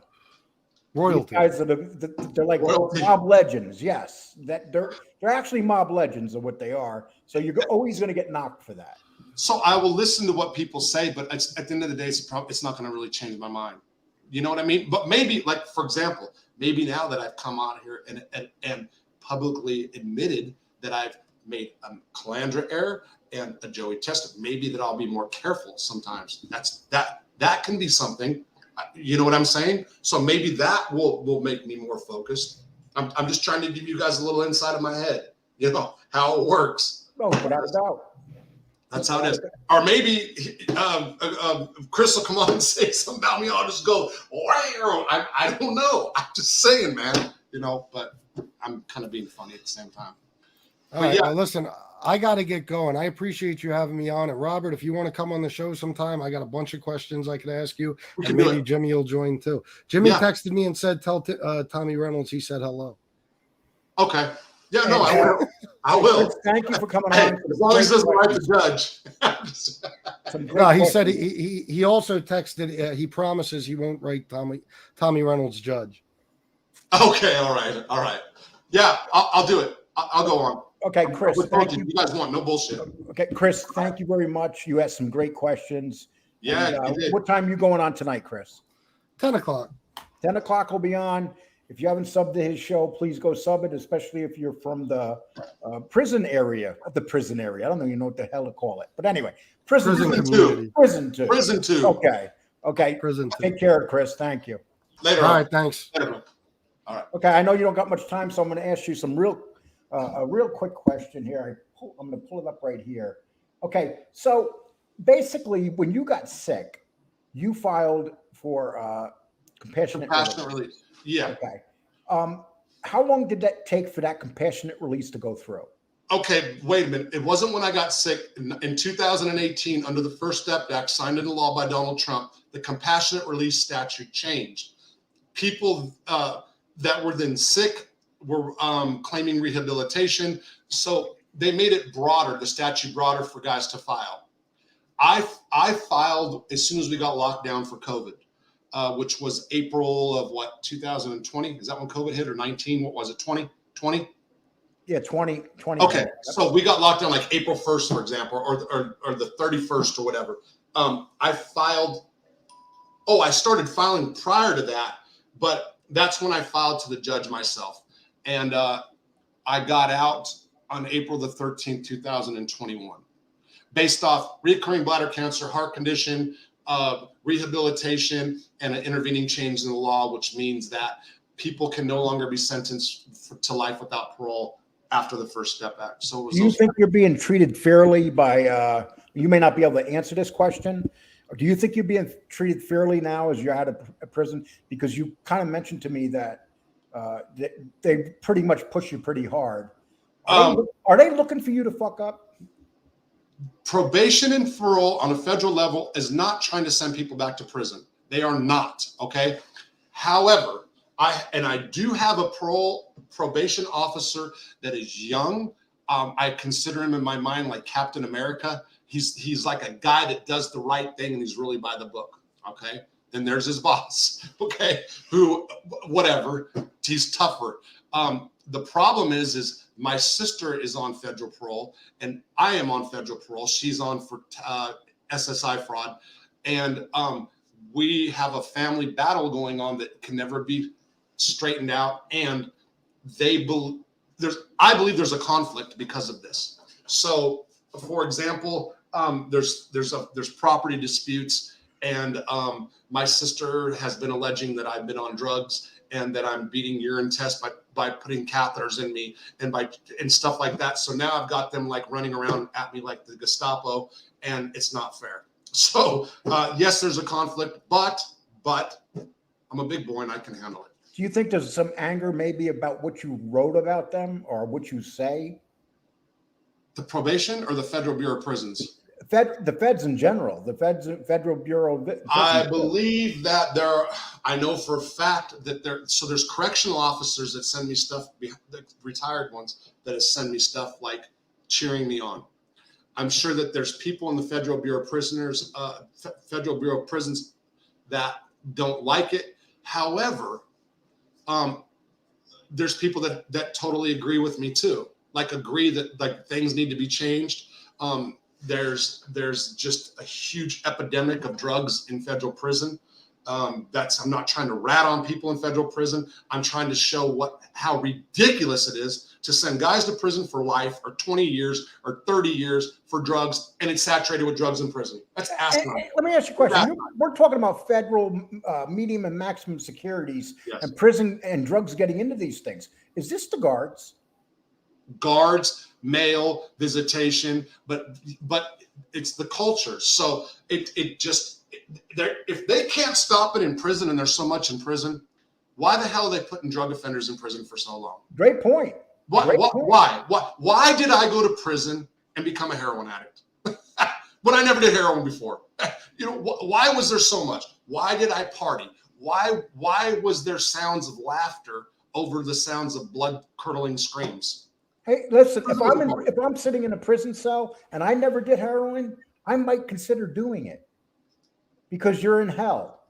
And sometimes, it's going to take you out of hell in your mind, the drugs. There's no doubt about it. Do you think that maybe they're purposely letting these drugs get in? I think that I think that what happens is that it depends on the prison and it depends on the U.S. attorney. If they don't have a U.S. attorney that's going to prosecute these drug cases that are prison drug cases, which I'm not hoping that they do, then the staff members in there are like, okay, you know what? We're not going to bust these guys because if we start busting people in prison for drugs, then we have to report that to region, who has to report that to central office. And then we look bad for all the drugs, but yet we can't prosecute these cases. So they just allow it to go on. Okay. Well, does that make sense? we have borders right now where they're letting drugs over and they don't seem to have a problem with that. So why would they care about the prisons? Yeah. So it's also business. I mean, it's part. Look, yes, if they like yes, they don't mind if people stay intoxicated. As long as they're not going against the system and guys in prison are going against each other, they're winning. That's why all these different gangs and stuff that goes on, all this different beefs in prison that goes on, that helps staff, that helps the Bureau of Prisons keep building prisons or keep up with their so-called mission. Something's really got to change. There's got to be way more programs in prison. There's got to be a new sentencing structure so that guys can, try to earn their way out of prison through programs. So as it stands, you do 85%. Well, there's different laws that took place now. It's all just a bunch of BS, and the explosion of prison gangs that happen that are largely due because of our cultural issues on the outside are now inside, and all we do is all just fight with each other, and the staff wins. Is it easier to control the prisoners when they're high? Yes, because they fight amongst themselves. We fight amongst ourselves. Yeah. They're not thinking about the guards. They're not thinking about escaping. Absolutely. You're thinking about how much money you can make, who's got the clavo, which is the bag. How are we going to, if you're junkie, how are you going to get high? You're thinking about that. There's guys in prison with life sentences that are just focused on hustling and money. Let me tell you, you can get rich in prison. I know guys when I left making $20,000 a month selling K2. And what do they do with this money? Where do they put it? Okay, so you sell stamps, for example. Let's say I've got a sheet of paper, okay? One sheet of paper can bring 6 sprayed. They spray it with K2, okay? You guys can look on the internet. I'm not going to get into all that. You can spray it with synthetic marijuana, okay? You cut it up in little tiny, tiny pieces this big and sell them for a book of stamps. A book of stamps is currency. So let's say, for the sake of argument, let's say a book of stamps is $5. Okay, so now I'm the drug dealer, and I've got the sheet, and I'm selling these little squares. Now I have stamps this much, so I've now got like $8,000 worth of stamps. What do I do with these stamps? I go to people that are getting high, and I say, okay, I have 100 books of stamps. Send me $500. They will send $500 to their prison account. Now, when I say they, so let's say I need to buy stamps, right?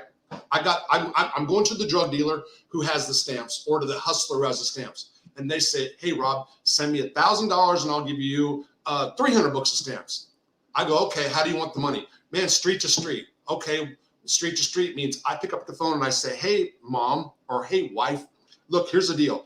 And then I would give the person's then I give an address, okay, and then on the next phone call I call back and say, "Okay, that's $1,000." So now I'm telling my family to send money to the address that the drug dealer gave me. You follow me? Yeah. So they're turning paper, synthetic drugs on a piece of paper, it's mailed into stamps, prison currency, that is then turned into real value money, real world money on the outside. And where's the IRS in all this? I mean, all of a sudden you got some guy sitting in prison and $200,000 in the bank. IRS who? It's amazing. I mean, here's how simple it is to catch that. All of a sudden, some guy on his books has several $1,000s on his books. It's like, how do they think it got there? Okay, so I know guys that have popped up with $10,000 on their books in less than 6 months, and they'll come to them and they'll say, "Hey, slow down your hustle. We know what you're doing." Wow. That's one thing. And 95% of the time, staff, especially the SIS, which is this the institutional Gestapo, they know what everybody's doing. We live in a fishbowl.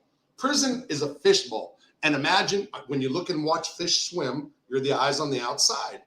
They're the eyes on the outside watching us swim. So they know what we're doing. Very few people are being so slick that they can get away with it. They're allowing them to for whatever reason. And then sometimes they'll let them go for a year, then come and crack them, but they don't prosecute them. And again, I'm not advocating for prosecution. I'm advocating for programs. I'm advocating for a different kind of system. Here's a great question to you. I know you got to go shortly. What happens if you have a cellmate that snores? Oh my God. That's a great question. Wow, what a perfect question. Miserable. Get rid of them. Get rid of them. Okay, a lot of times guys will hit the bunk all night. So that then wake them up, which just means that guy's miserable and tired.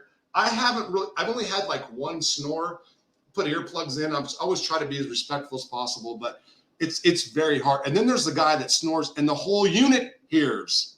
Oh, that's bad. Have you ever seen any of these guys get hurt for snoring too much?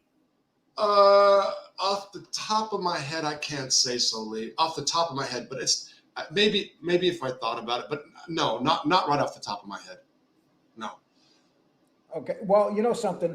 I'm going to tell you what, dude. We have some numbers here that are crazy, and it's a lot of people are interested in you. We stayed above 600 for over an hour. I'm going to let you go now, but dude, you just told me like 1/100th of your life, probably less. Yeah. So, anytime you want to come back and talk some more, you've been a very good gentleman. You asked some hard, difficult questions. When FBS came on, and listen, you probably answered a couple questions that you probably shouldn't have answered them the way you did, especially the Chomo one. That's probably that's going to be the one they're talking about. I'll guarantee it. So, and I'm going to go to my subs right now. I'm going to lose like 1,000. I know it. No, you're not. No, you're not. It is what it is. And all you guys, there's people on there that are the fans of the mob genre, and I get that I can piss you off sometimes, and I'm not going to promise that I'm not going to again. It's not set up intentionally. Like I don't calculate it like that. But give me a chance, even if you don't like my channel. I hope you guys subscribe to it. And I don't, and I'm not downing you, Lee. I don't block comments or erase them. And I know why you do, so please don't get me wrong. I'm just saying they can use the platform to whatever. And I'm going to give you a little bit of advice as a person that's been here for a year. One thing I do know about your chat, you're doing it by yourself right now. And last night when I went in there, you had what we call a lot of trolls. Yeah. Those were the ones that were saying things to you about why don't you go on MRE? Why don't you go? But they're trolls. That's what they are. They're like Sunshine. Those people, they come in there and they mess with you, and they don't really care. That's why it's good to have moderators. They control these trolls. Oh, I understand. Yep. That's just my opinion. Especially your shows, you're only going to get busier and busier. And I couldn't do my channel and watch my chat room. It'd be impossible. I get why you do. At this point, and I've had people offer to be moderators, and it's like having somebody else control it. I don't know. We'll see what happens. And really, and ultimately, honest to God, it's going to depend on my wife, what she wants in the long run. Well, you know what a lot of people do? They use their family, if they don't have mods, as their mod, like a wife or where they just work the chat room for that person. No, she's going to say, do this, do that, and then she's going to lay down the law about it. So that's good. Well, listen, guys like us need women laying down laws. Yeah. I don't need that anymore, but there was a time when I did need that. And listen, I wish you the best. I really appreciate you. You've been on here over 2 hours. I can't ask for more from you. And and I hope that your subs are at 10,000 after the end of tonight. Oh, yeah. I'll be getting blasted on the Chomo thing right now, but whatever.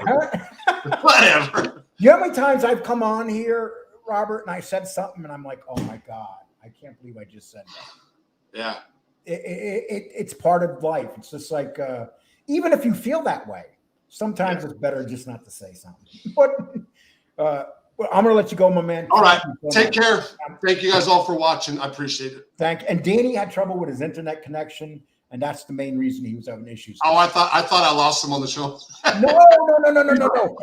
You said that afterwards. You probably. Okay, all right. I wish he was here because I would want him to question you on that. No, he's been having trouble with his internet. He lives in the back woods of Florida, one internet company, and it sucks. So Right. when it's nighttime, they get kind of crazy. All Thank right. you so much, my man. I appreciate Okay. you being here. Take Thank care. you. Bye-bye. Wow, people. We had a very eventful day, over 2 hours. 2 hours. I never thought he was going to stay that long. And Danny was having internet trouble. But I hope that you guys liked it. Look, there were some comments made. FBS came on and did a great job asking some really tough questions.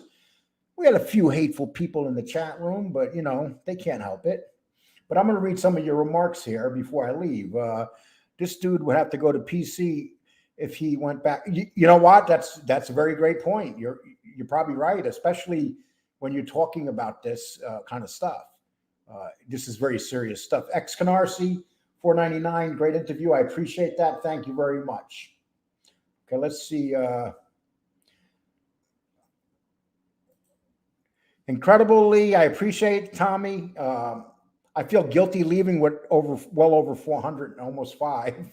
Did Lee pull a Lavecchia? Good show, buddy. No, a Lavecchia means I would buy my subs. I would buy my views. We don't do that here.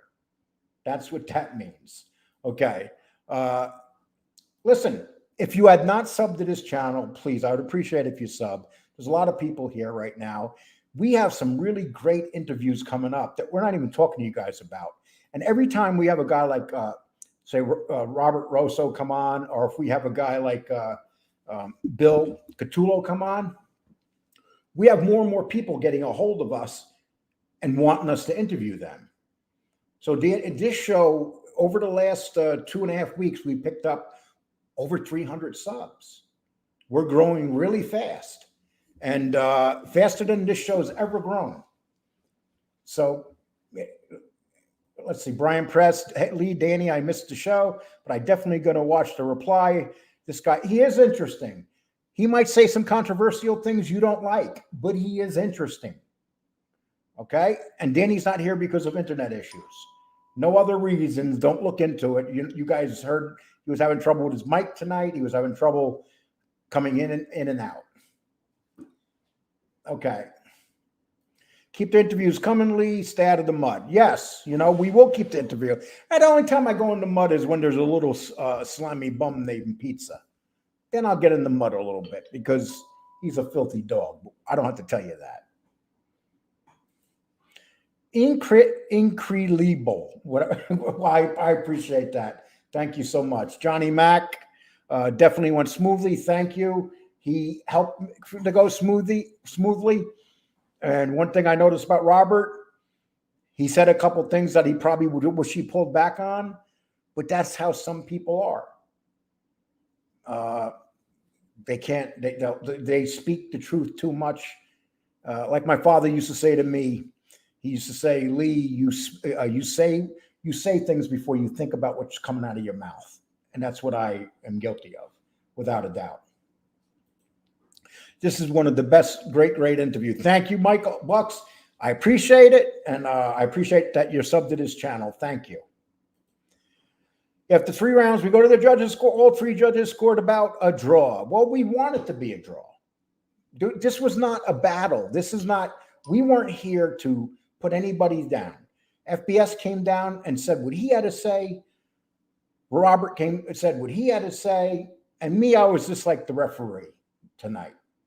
When you got guys like that talk, and let's face it, Robert Rosso, he's like Gunner, but with the subs.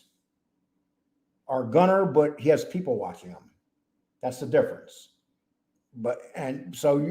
Part of my job as an interviewer is try not to let people wander off too much. It's not as easy as you guys think, especially when you're up here.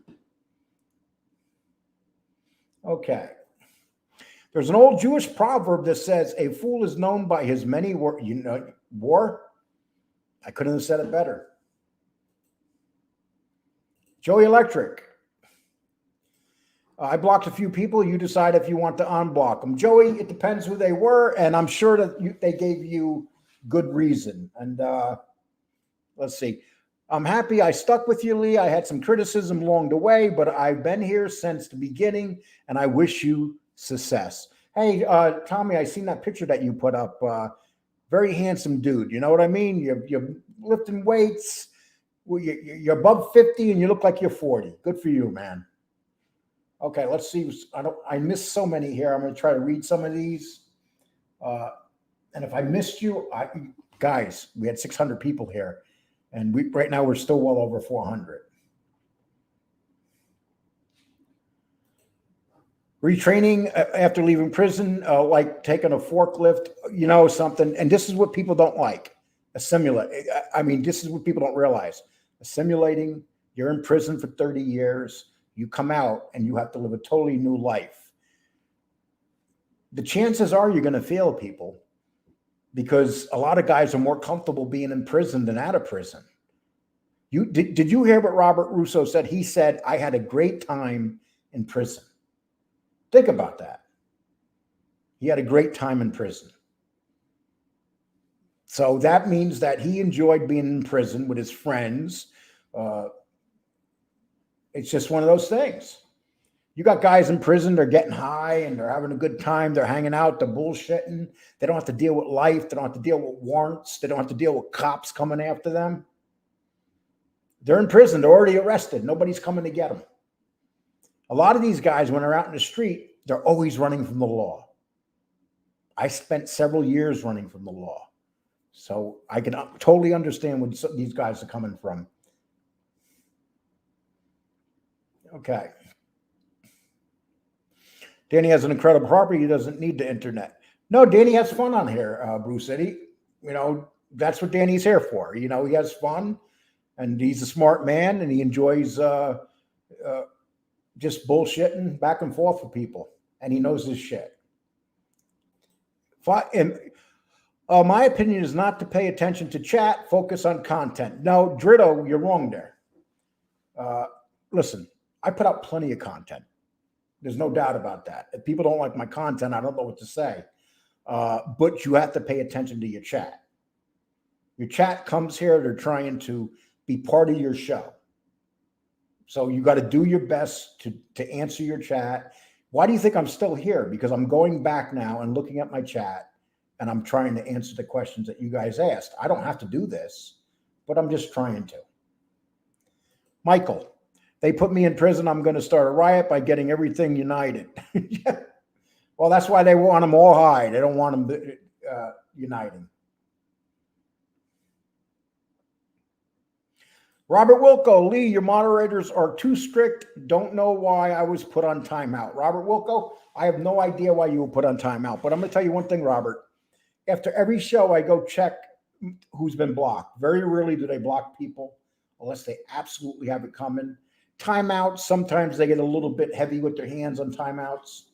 But I do apologize about that, Robert, because I know you watch the show a lot and you are a subscriber. I really don't like the fact that subscribers to the show are when they're blocked. I really don't like that. So I don't know what it is you said, Robert. Lee, I promise you it's not the case. They run drug ops inside. Medical company can try drugs on inmates. Perfect experiment. Of course, look at the drugs. Look at what they did to Whitey Bulger when he was in prison. They put him on all sorts of stuff. And when he came out, he was nuttier than ever. My first day, Juliet, I'm in prison blues and barely a pair of shoes. By accident, run the hat for the guard. I run into the hat for the guards. He was in street clothes and had a rope and a huge 6-point star medallion. Okay, I don't. Lee, did you? Yes, I did ask about the IRS. The IRS, they control. They know what everybody's bank accounts are. It's like if you work here on YouTube and you don't pay your taxes, they're going to know you're not paying your taxes. The IRS notices when extra money is being put in the bank. You don't think the IRS can say, wait a minute, this guy's in prison, but yet there's $100,000 in his bank account.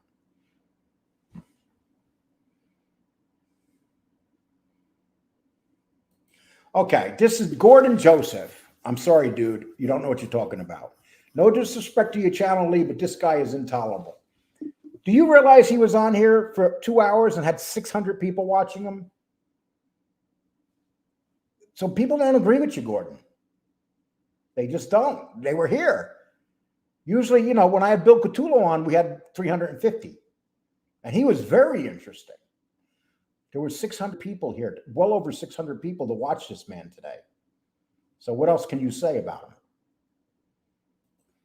Great show, Lee. Nice to see everyone act like gentlemen towards each other the way it's supposed to. Yes, he's a gentleman. He deserves respect. The trolls were in his chat room yesterday telling him, don't go on Lee Cole's show because he's going to jump you. Lee Cole's no good. Lee Cole's a con man, a hustler. But I like to say to those people, what do you think about me now? Okay. Well, people, thank you so much. If you had not subbed to this channel, please sub to this channel and hit the like button, please. I'm expecting when I'm done here that we're going to have quite a few likes if you haven't hit. This has been a long show. I might split it up into 2 parts when I release it. But thank you guys. I appreciate it so much. Gunsmoke, thank you for being here, brother. I appreciate it. Let's see what he says here. So the lesson is he lied about Jimmy and is cool with chomos and associated with racist gangs. Well, you know what? You need to go on this show and ask him that, Gunsmoke. I can't argue too much with it. But, you know, we don't know. We're 30 years in prison. Gunsmoke, think about this. What would you do if you were in prison for 30 years? How do you know how you would act? I have no idea. 30 years, man. I did 2 years. I thought it was a long time. 2 years is nothing. 8 years is nothing to these guys. Thank you, everybody. Please hit the like button. Sub if you have not. Thank everybody so much for being here. Thank you for the huge crowd today, too. Love you guys, and I will see you on Thursday with another great interview.